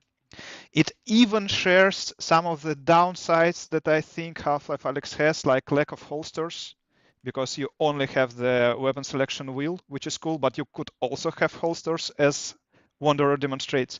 And here it's a bit more of an issue, because unlike Half-Life Alyx, this one has climbing. And sometimes you have to climb and shoot. And it would be much more convenient if I could grab my gun with my grip button while I'm climbing, instead of pressing some It would be good different if you face could button. fucking reload. If there was a reload option while you had one Oh hand tied up yeah. climbing, So what Yep. I do, that would be great. I make sure my Mhm. clip is full before I even start climbing. You because better. I You actually better. think it was this part over here where, like, I was climbing up. There was one of those things up there, and I had no ammo left, so I had to climb back down, reload my gun, and go back up. I'm like, son of a. yeah, so great visuals, great physics, although not without some physics-related jank, like getting through the textures. As Yeah, I you have know, I sent a clip where I crouched in a train and I crouched through the whole world. yeah, yeah. It was Yeah, that quite impressive, actually. that happened to me on to a lesser extent. I didn't crash through the world. I did get stuck in the train floor though. But yeah, in terms of like physics jank, that's And a given audio, with something audio. like this. You can tell which enemy is around you just by hearing the sound, Yep, because they all absolutely. make unique sounds. That's so cool. That's what's so impressive about this game. It's the richness of the world, Yeah. completely. And what you're saying about physics jank is true, but it's you can't have it both ways. Like if you're trying to simulate something as complex as to this level of physics, it's not going to be perfect. There are going to be things that break about it. So that stuff doesn't really bother me at all. Now there was one. I had one particularly frustrating bug that bothered me, but that was it. There was only one, and it was I died in one of those areas where I should have worn a mask, and I just decided I was going to just power Yeah, through it speaking without of the that, mask. one last thing before I have to tune out. I love how they use particle effects for gameplay, Yeah, because here there are those areas with toxic gas, and you see them by seeing the particles flying in the air. It's so cool. kind So of like yeah, Half-Life Alyx. so to wrap it up for me, I enjoyed so far a lot of it. So yeah, total recommend for everyone. So everyone have a good rest of the night. All right. Bye bye. But before you All right. go, So before sure. you go, really quickly, any other Game of the Year nominees? I'm assuming we're going to nominate Zero this for Game Caliber of the 2 Year. and Yes. this one. Yeah, probably Yeah. not the other two. I agree with those two. And I agree on the other two as well. I agree. Yeah, Both of these should be nominated. All right. Thank you. great. Bye bye. Have a good night. Bye, Luber. Later. So D, to kind of pick up what we've been running through here really quickly, an incredibly well developed and immersive world, which is kind of amazing to think when you think about how small this team is, just a few dudes, and they haven't been working on this like for a decade or anything, like what, 3 years, maybe 4 years on this, and this is, obviously it's not on the scale of Half-Life Alyx, the AAA game from Valve. This is an indie game from a small studio with a low budget, and they just nailed so many aspects of this. Whether it be the kind of just physics to the junk in the world, you kind of have to searching through garbage to find shells and things like that, or the climbing. You know what I really loved? I loved the crouching in this game. There's an option there where you can have it be like full on crouch with just a button press, but I switched it over to the option where you kind of set your level, and that's so helpful to someone who plays seated, because you can always pick exactly your eye level and where you want it to be, whether it's on the floor or on the desk or on the top bunk bed. There's just so many little things like that. I don't mean to sound like a broken record, because I know we said this a lot about the last title, Zero Caliber, but this game is the sum total of its parts, right? Like, it just adds up to a next level immersive experience. Oh, yeah. Like I loved being in here playing this game. And the fact that you basically had a second world to kind of break up, what you were doing in Yeah. this one. And it's not like it's the same thing. It's different. So Every I time. It's liked it. different every time. Loved it. But yeah, this game does have a lot of reminders of Half-Life Alyx, which is good, but I think it could also be bad too. Well, I mean, it's bad in not some ways bad, because but it's bad in the way that when everyone says it's like Half-Life Alyx, everyone else comes in expecting it to be Half-Life Alyx, and right. it's not. It's not like a 20-hour epic cinematic campaign from a celebrated franchise like that. But the gameplay, the world, like even the graphics, like it's all very comparable. It's just, I would say that the Half-Life Alyx was, I would say it's all scale with that one. Like there's more diversity in like the scenarios and environments in Half-Life Alyx. You travel around a little bit more during the course of the campaign than you do in this. This one it's pretty samey, right? At least what I've played so far has been pretty samey from the start. Yeah. There was one quote when I was just like looking around at things, and someone had said like, "Of Lies and Rain feels more lonely, surreal, and detached, while Half-Life Alyx feels more cinematic and like character heavy." I think that's So, fair, and I yeah. would say, in terms of the story, and Roots, I'll ask. I don't know how much reading you did or how much you paid attention to like context clues, but there's some dark shit happening in the backstory to this game, like some like legitimately dark shit. Did you notice any of that? No, I didn't see what exactly. I mean, I thought the story was actually, like I said, was engaging, but I didn't see too much of that. What engine was this made in? This wasn't made in the mod. Kept thinking for some reason this was made in that Alex mod, but I'm wrong. No, this isn't Source. So This is they took one a of lot them. of inspiration Yeah, it's from a Half-Life Alyx. yeah. This is Unreal or Unity. It's one of the mainstream engines. Okay. It's not Source. Yeah, but you're right. You're right. The other games we see like this, like Boneworks, like Half-Life Alyx, those games are done in their own engines. So these guys are taking a known engine. I guess I need to look it up now. Looper had to go home, so I have to start looking things up. One thing I do have to say, like, if someone comes across, one part of the game, I was finally made it outside. You get to one of those bubble things, and then you have to like blow up this wall, like right outside.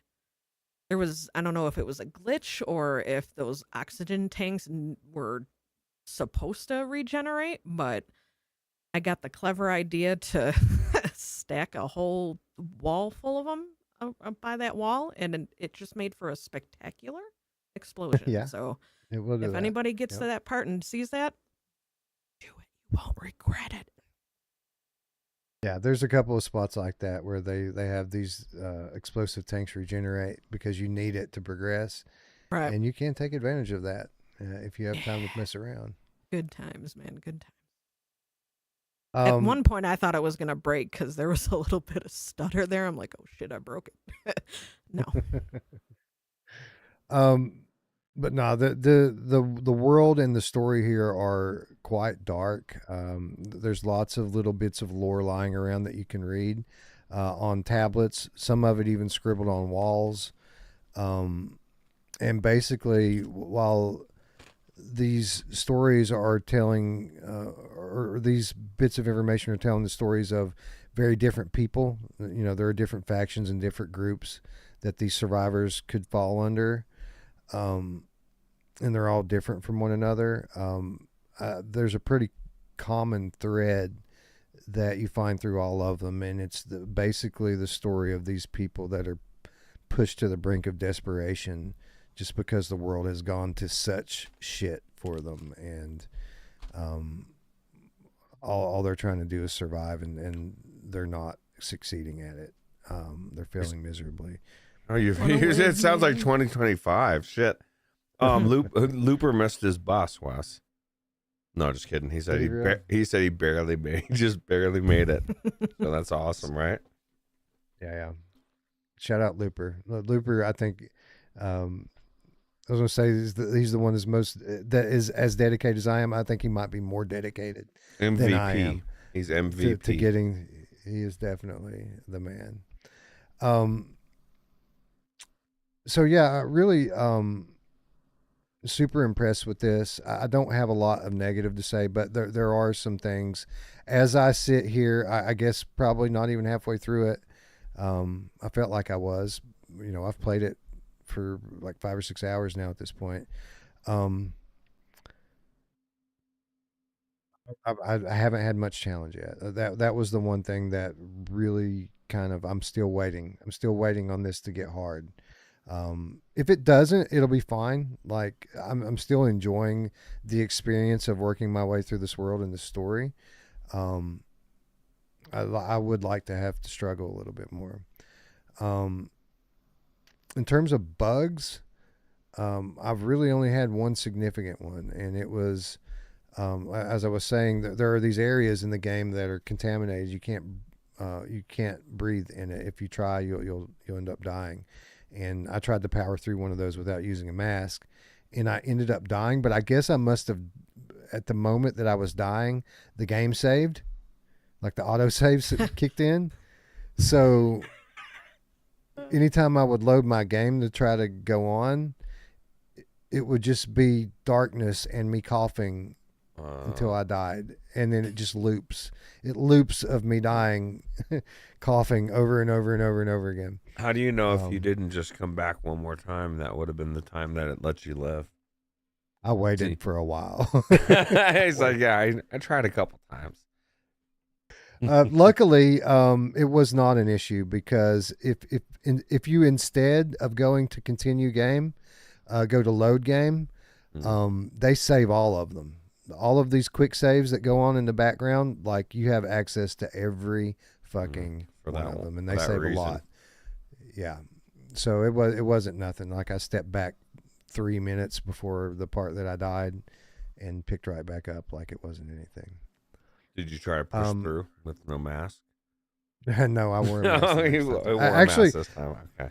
Actually, no, I didn't. I was going to wear a mask, but I took a different route the next time through. Like it was like a cave system I was in, and the caves connect into one another apparently, and I just took another route where I didn't go through the poison gas. Oh. And got to the same place. You could have missed that altogether. That would have sucked, huh? But I'm enjoying it so far. It does have, again, the progression system is pretty much ripped straight out of Half-Life Alyx. You're looking for what they call GPUs. It's the same thing that Half-Life Alyx called resin. It's about the same size. You collect it. You do the same things with it. But I enjoy this system because it gives you an excuse to really search the map. Every inch of the map. They hide this shit well. They hide it behind things and under things. And the more of these GPUs you find, the faster you can upgrade your abilities. And there's a surprising amount of upgrades available here. Like it isn't just your weapons, but there are other abilities for your character. Your character is what they called, was it a data? Shit, what's the name of it? Data something. You're a special being that can integrate yourselves into circuitry and technology. Essentially, you can integrate your consciousness to the inner workings of the digital world. Essentially, is the theory. But you can upgrade your abilities at the same time. It's not just all about upgrading your gun. Okay. Which like is 5 years. Looper says the GPU radar upgrade is a must. That's like 5 years from now. Real life. Just plug your head in the computer. There you go. There you go. Yeah, it's not that far off, is it? It's really not. It's crazy. So one of the upgrades that I got probably prematurely, but one of the first things I bought was the ability when you're in the data worlds, and we'll talk about the Mhm. data worlds in a second. When you're in the data worlds, you can upgrade your gun so that charged shots will destroy the geometry in the level. So like all those blocks and shit that you're walking around and climbing, um, all except for there's one variant that's permanent you can't break, but like 90% of the blocks in these worlds you can shoot with your gun and destroy them, which is not only helpful because it allows you to find the collectibles in the levels easier. It's also a lot of fun. It's pretty badass to just blow the world away with your gun. But there's lots of cool stuff like that you can upgrade. Probably a little bit more than what Half-Life Alex offered. Roots, to bounce back to kind of the data worlds in this, one of my favorite things, like one of my biggest complaints about the game is that it's very samey, and that the environments doesn't seem to change all that much. They while you do visit some really cool looking areas, it all kind of has the same look and feel to it. That's why it's such a refreshing change of pace when you encounter these data levels. And essentially, what this is, for those of you who don't know, you'll encounter a scenario. If you were to encounter this same scenario in Half-Life Alyx, you would come up, there's a locked door. They would want you to hack it by some little 3D puzzle coming out of the front of it, and you work the puzzle, and then you're through the door. In this game, that same scenario has you going into the circuitry of the lock and playing through a level. Almost, it reminds me of some of those weird levels in Stride Fates. It's kind of these digitized levels where everything, it looks very much like an electronic circuit, the way that the level is laid out and the geometry of the level. And there's all sorts of little like floating orbs and things that you have to watch out for and blow away with your pixel weapons. But Roots, I found those levels to be very refreshing break in the gameplay here, because it puts you in a very different environment with a very different set of physics. And it reminded me of the outer space levels in Into Black, where you go through those rifts and you end up in outer space. Right. And now all of a sudden there's no gravity anymore and you can jump 50 feet in the air. These levels are like those levels, but times 10. Like you have way more ability to move around and jump around in these levels. You can fly just about. And there's combat in it. Like there's enemies and shit you have to look out for. There's collectibles. There's so much more to these levels than there were the ones in Into Black. And there's way more of them. Like there's at least one for every chapter. So I thought that was a really big, refreshing aspect to this game. Is just kind of like playing two games at the same time. Yeah, absolutely. Especially if the mechanics are completely different. Like you said, with gravity or whatever that makes it different. Gives you that refreshing change up, and sounds cool. I didn't get to that spot, so I feel like I cheated myself a little bit.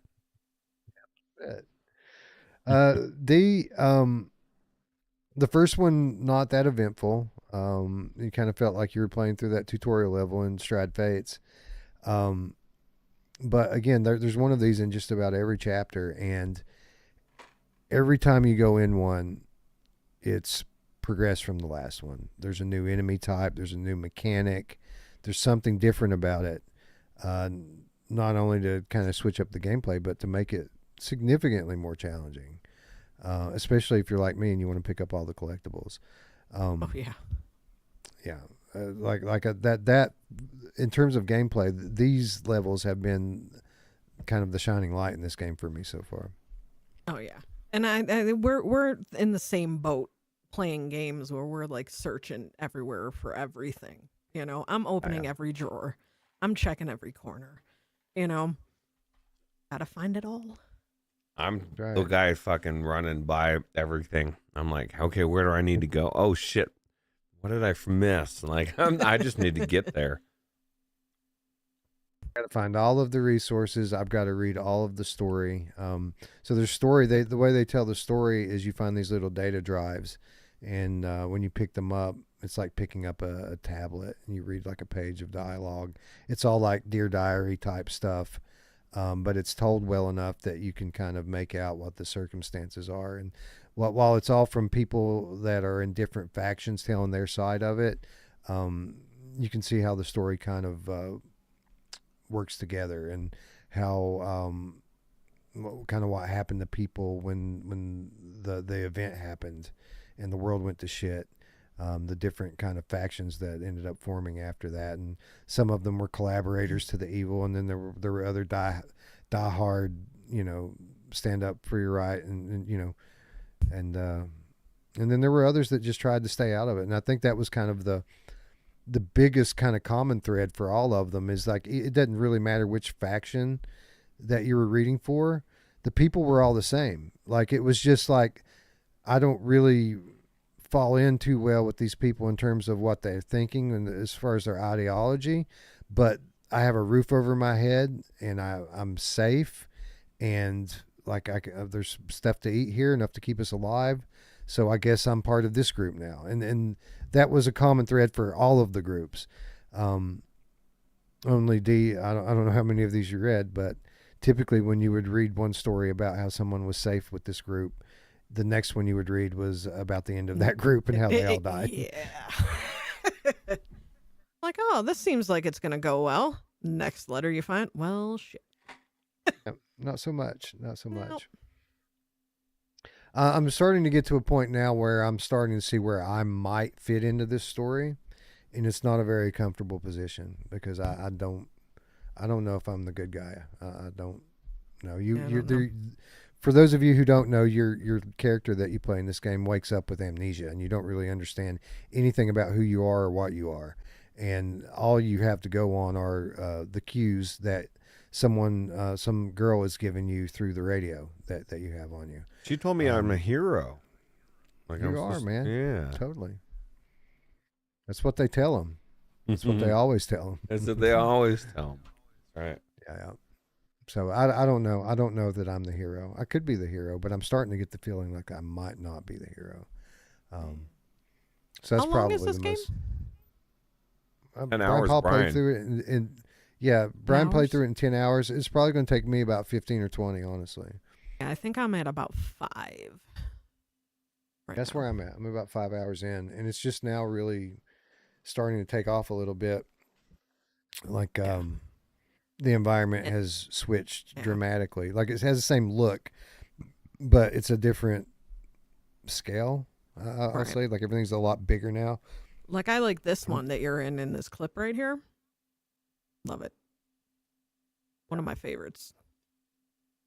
Yeah, I didn't make it far after this. Like Me either. from here.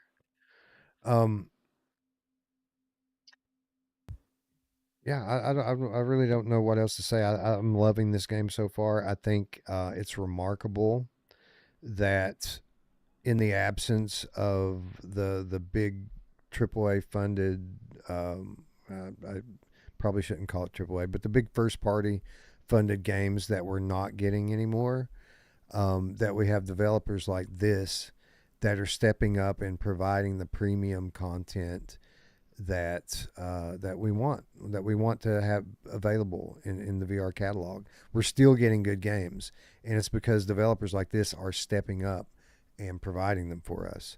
So I'm eternally grateful for that. I hope that people go buy this game. If you're not going to buy it, go wishlist it, talk about it, share this video with someone. People need to know that we're still getting high quality experiences like this in VR, and it doesn't matter if Sony isn't the one paying for them or bringing them over. There's still good games coming out regularly, and yesterday's newbie indie VR dev is today's fucking wizard master VR dev. Right. And everything is maturing, and that's only a good thing. quickly. I just want to double check the MSRP of this. I think that this is a $40 game. It is $39.99 in PlayStation, and Steam $29.99 on Quest. Well, you've already heard Looper and I recommend this for Game of the Year, so you already know I'm going to recommend that people pick this up for $40. I think it's $40 worth of quality.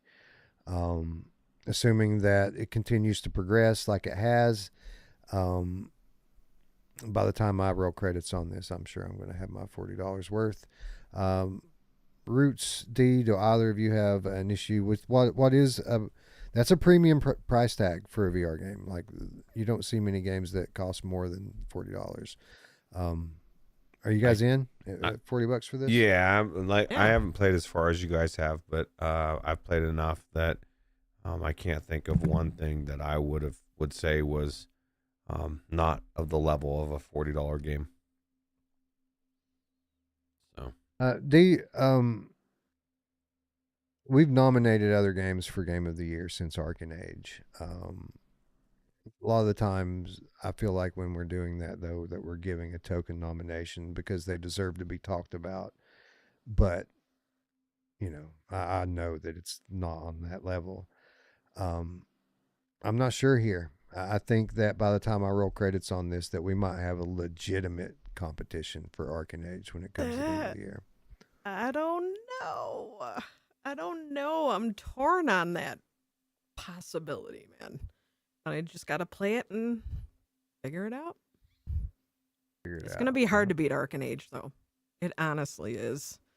But I hope any game out there then does, because that's just going to be another awesome game to have available to play. Shades of Grey says that they say it's worth it. I'm sure it's worth it, but I wish it was 30. It'd be a day one no-brainer. It is on Quest. Yeah, you don't want it on Quest. Get it on Steam. I'm just kidding. But here's the thing. I'm sure it'll go on sale at some point, or maybe somebody will have a coupon or something. I guess there's not that stuff anymore on. They don't have it on Steam, right? So whether you wait for a sale or you pick it up now, I hope that you pick it up. But because we need to support developers like this that are daring to. It's not just about having the ability to make something like this. It's about whether or not you can invest the time into doing it and doing it right, so that it's not a broken mess when you release it. Like they've done an excellent job here, and they've outperformed what anyone ever expected from the studio. So by a mile. So again, like these types of games are still coming. But that's not going to last forever if people don't go and make that a profitable venture for the people that are bringing us games like this. Ruuts is on Saturn, GT. yeah, I'm hanging out on the beach, just chilling. Getting the sun. I'm right behind the camera. You can see my feet almost seeing my feet sticking out there.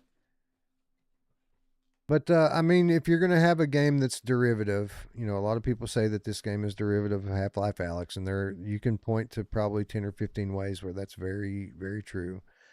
If you're going to be derivative of a game, like, I think Half-Life Alyx is probably the one you want to be derivative of, right? Like, a lot of people hold that as the best VR has had to date. This is what I told Dee when we were first talking about it, when she had first got in there and was talking to me about the different mechanics and stuff, and she was telling me how this mechanic is kind of like Half-Life Alyx and this is like that, and I said, well, you got to think about Half-Life Alyx when it came out. Like, there was no magnet hands, like all these things we take, even just the way that they pulled the gun out and stuff, that wasn't done. It's all standard now. Like, this is like the best of the best, and so it seems like they took a lot of inspiration from a lot of different Half-Life Alyx things, but these are the best mechanics out there, right? So, like, I can't blame them, and I didn't take offense to it. Though my biggest thing, and it was kind of a worry, and I think it was probably D's at first, and then as you go along, and it's not as much of a worry, but like, I didn't like Like everybody always raved about all those Half-Life Alex mods. My biggest gripe with all of those is I always felt like I was in a Half-Life Alex game with a skin over it. Because it's a Right, mod, you yeah. know what I mean? And That's fair. I'm not trying to play demos. I'm not trying to play like fucking pseudo skinned games. But that's like not what this is. You know what I mean? But once I realized, okay, that's just they're just enjoying. They've got the same mechanics. It's a good game. That's great. And you know, I think there there's a lot of like little visual things that I really love about the game. Like all of the like little pieces of equipment that you'll find, or the GPUs themselves, they all like have like really cool visual effects, or like particles floating in or around them. They're all glowy. All of this stuff that I'm just a sucker for in VR, like particle effects and bloom get me every time. And this game has that in spades. They put it all over everything. Oh yeah, like you were like the data cubes. You know, that's one of my favorite parts of this game, and it reminds me of what was it, Behemoth, when you had the skulls, you know, and you crushed them in your hand. Yeah. Like Yeah. I put it. That's up there with my favorite parts of those games. On Quest, when you crushed it on the Quest version. I don't know. I played all three of them. No, remember you said it looked like it was like something. It wasn't as good on the Quest. Yeah, maybe the Quest. Yeah. Anyways, highly recommend here. Oh yeah. Definitely more to be said on this game as we start to deliberate what the game of the year is. But this one's going to be hot and heavy in the thick of the conversation. So kudos to Costello for a masterpiece of a premium VR title. We appreciate you not only giving us access, but dedicating years to making something great. So Absolutely. congratulations and thank you. Yeah, and you know who hasn't made an appearance tonight and also likes it hot and heavy? Yes, she does. She loves Thank it. you. Yeah, she does. So yeah, I think that is our episode, folks. I want to thank you all for staying up and showing up and hanging out. We're going to be back soon, as soon as we possibly can. Probably sooner than you're expecting, to do the other half of the episode that we cut off of today's episode. So if you haven't already, please make sure you're subscribed. Make sure that you have notifications turned on so that you can be notified when we go live. If you want to do something extra, of course, you can support us on Patreon. $3 per month is all we ask. And right now, what that gets you is some cool exclusive gameplay videos. I'm trying to record as much as I can when I go in and play the games for these episodes.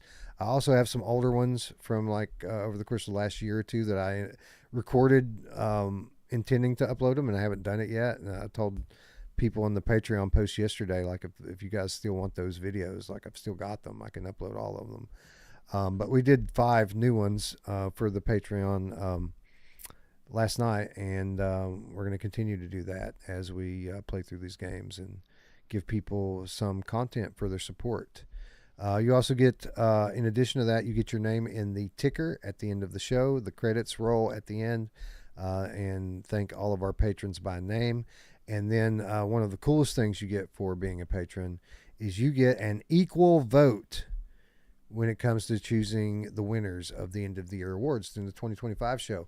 We get together inside VR and take a day essentially and go through every category, debate every game in every category, and then at the end of our debate we vote. And my vote doesn't count any more than yours does if you're a patron. It's all equally weighted, and I'm going to be counting on the patrons this year, Ruuts. Like I have a feeling we're not going to be able to spend a lot of time in all the games that like we normally do. We're going to be counting on them big time. Shades of Grey wants to know, were we going to cover Luminous this episode, or did they just miss it? No, we were going to cover Luminous on the original plan, but it was one of the titles that got cut last minute as we were trying to get this down to a more manageable time, knowing that Looper and Ruuts had previous scheduling conflicts that didn't allow for a 3 and 4 hour episode tonight. So, so that will be on the next one. We will talk about Luminous on the next one. It could be, again, it could be as soon as Wednesday. We might be back up with another episode. Hopefully we can get our talk hands about on a them. PC copy of that. I went to go check it out, and I was like, oh shit, we only have it on the I ghetto, I ghetto asked, box downstairs. No, just kidding. my original request was for a Steam key for that, and then the keys went out, and I didn't get a key. I didn't get a key. So I put a new request in, and I requested PlayStation instead of Steam, and instead of putting Virtual Strangers, I put Without Parole. And you know what? Wow. I got a key. I got a PlayStation key. I got you. But it's cool so far. I mean, if you like Tetris Effect, then you're gonna like Luminous. It's pretty much Tetris Effect. It's a new Tetris Effect. Do you think Anthony would like it? Remember, he said it was just Tetris. It's just Luminous in VR. It's Luminous, yeah. Yeah. But no, it's great, and we're gonna have fun talking about that on the next episode. So yeah, please tune in. Sorry if for the miscommunication. We had every intention on covering it here tonight, but we couldn't talk about all of them. We had to cut some of them. That's one of the ones that got cut. Somebody on the team said that would probably be one of the ones that would be more well served for us to play a little bit more. Not only because of the type of the game it is, but it was a late addition, like, to the lineup. It wasn't in part of the original lineup, and then because of the launch date, we decided to add it on, and for that very same reason, it got taken right back off. So, yeah, it'll be on the next episode whenever that turns out to be. Anyway, yeah, join the Discord, folks. That's where we're at. 24/7, 365 lurking, essentially. Great community of people talking about all sorts of things. It is that time of the year where people are building PCs and talking about their builds and asking for advice and desperately asking for help when it doesn't work after they build it. It's an exciting time. It's the best time of the year if you're a gaming enthusiast. And posting your Especially if picture, you're- your computer. Yeah. So there's an invitation down there. Just click the invitation link. 100% free. Come in and join our community and hang out. Talk about some cool stuff. Meet some cool people. And just say hi. Maybe you just want to say hi. You can just say hi. It's fine. Or if I you won't- want to watch a police chase, we got Yeah. those too. I promise I won't kick you out of the Discord as long as you don't join the on-air channel and in the middle of the show. You're So- banished. Yeah. Banished forever. Now you got to do a lot to get really banned. Like some people have tested it pretty No, hardcore. yeah. I was surprised, Yeah. actually. Yeah. And anybody, the Spotify, I think all the wrinkles Oh, have yeah. been ironed out on that. So I put one up to test it. Hopefully it goes all right. I'll work on the rest of them over the next few days. Yeah. So the audio episodes went away basically because someone has been making false copyright claims against our outro music, and they're not trying to claim ad revenue or anything. They're just pulling the fucking episodes down so that no one can listen to them. And you know, while that doesn't affect most of you, there are a considerable amount of, there's more than 100 people on these episodes that are listening in that way. So we like to try to continue to serve those people as well. Obviously, I don't have time to fuck with any of it. I never have. But D has put quite a lot of time into trying to figure this shit out. So I appreciate you, D. And it seems like we might have a solution here that seems to be working. You won't get the cool outro music anymore. You have to come to YouTube for that. But the episodes, hopefully, fingers crossed, are not going to get taken down anymore. And that's a big W. Yeah. Your winter chicken dinner. Yeah. It's Yes, all our ma'am. racy comments and conversation we have here. I don't like it. Anyway, yeah, so we'll be back next time with, let's see, we had Luminous that we were going to talk about. We're going to talk about V-Racer Hoverbike. I took that one off, Roots, because I want you at least one fucking time to get in a race with us in that. Even if it is on the Steam version. Is it cross-platform? Can I race you guys on Steam? And Yes. You're on? Okay. I did go Yes, in it there and is. do some racing, and that was actually one of the games that I did actually enjoy. I felt like it was, you know what, we'll save that for the episode. But yeah, Well, yeah, I'll you know go in what there. people are saying about this game Hmm. on PlayStation? People are legitimately um, comparing it to Wipeout. Some people are saying it's better than Wipeout, and obviously, I work for the company, so my opinion it's not that important. Obviously, I have a very significant conflict of interest when it comes to this game. It's not only one of our games, but it's one of my accounts that I manage at work. So, like, this is my baby, and I love that people are receiving it so well. But is it as good as Wipeout? Is it better than Wipeout? Is it almost as good as Wipeout? I think the fact that people are organically having this conversation Right, it says tells a you lot. everything you need to know. Does it really matter if it's a little better or a little worse? The fact that conversation is happening should tell people just how good that game is. And yeah, I'm excited. The port came out great on PlayStation, and we're going to talk about that a lot on the next episode. Um, there was one more that we cut. What was the other title we cut? Shoot. Thrasher? Thrasher, Yeah, Thrasher. Now I cut Thrasher just because I didn't have enough time in it. We can't Just to have be like honest. a ton of trippy games in one episode, you know? Sure we can. So On spray on some the out. other hand, it was kind of cool because when I first got into VR all those years ago, I had the trifecta, right? So there was Polybius, the Jeff Minter game. There was Res Infinite, which was the enhanced game, and then there was Thumper. That was the trippy trifecta on PlayStation. Some of the best experience you'll ever have in VR. And now we've kind of got the next gen of all of those. We've got iRobot, which is the Jeff Minter game. We have Luminous Arise, which is the enhanced game. And then we've got Thrasher, which is from the developers of Thumper. So that would have been cool to have all of that on one episode. But yeah, I guess it's enough that we can split it up and make 2 good episodes out of it. Yeah. Anyway, thanks everyone for showing up and showing out. We'll see you all again very soon. For Ruuts and D and Looper, I'm Wes. We'll see you next time. Bye. Take it easy. Peace out.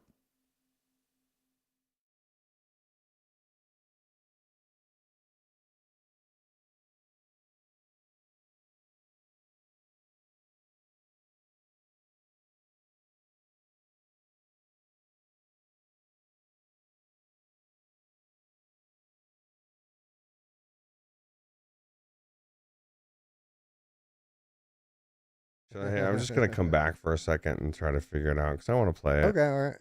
All Yeah. right, cool. Yeah, I don't can know what's send it going to on, you guys, if but you need it. hey, we're back. D, when you told me you were cutting out the outro music to get the audio version back up, Hey, I thought you meant you were just cutting it on the audio version. I don't do anything half-ass. I got to do full ass, dude. He's fucking up Roots' camera. She's fucking up his outro music. It's all going to hell. In a handbasket. In a ham basket.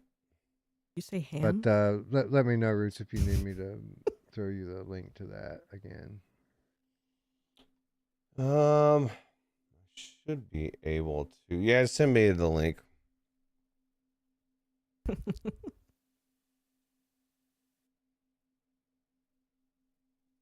I mean, these patrons paid for it anyway. We need to run it for them. Right. Yeah, that was my thought. Zero caliber 2. I want to play it. Wish it was a 1 a.m. 53, is that the most current one? Yes. Must be, right? Yep. Although I do have to do another one. Sadly, we have lost another patron. This one, a significant one. I'm not going to call him out, but we lost one of the OGs for real. Oh, really? Well, I mean, what are you gonna do, right? Like, It I happens. can't blame anybody. I don't support very many patrons at all. The Right. vast majority of them that I ever supported, I don't anymore. So I am putting this in Council of 3 Roots, and it is there. Okay.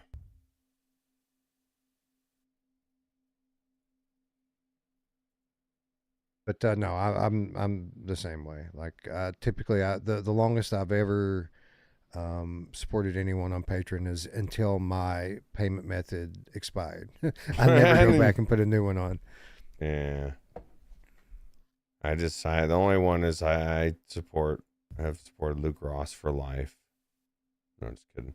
Okay. You know, we still, I don't know if I've canceled that or not. Well, I've trimmed back a little bit because it seems like we eat our money as fast as it comes into our account. We don't get a whole lot, you know, obviously, but all of this little nickel and dime and stuff, and then the game keys that we do end up paying for, it eats through most of it. So,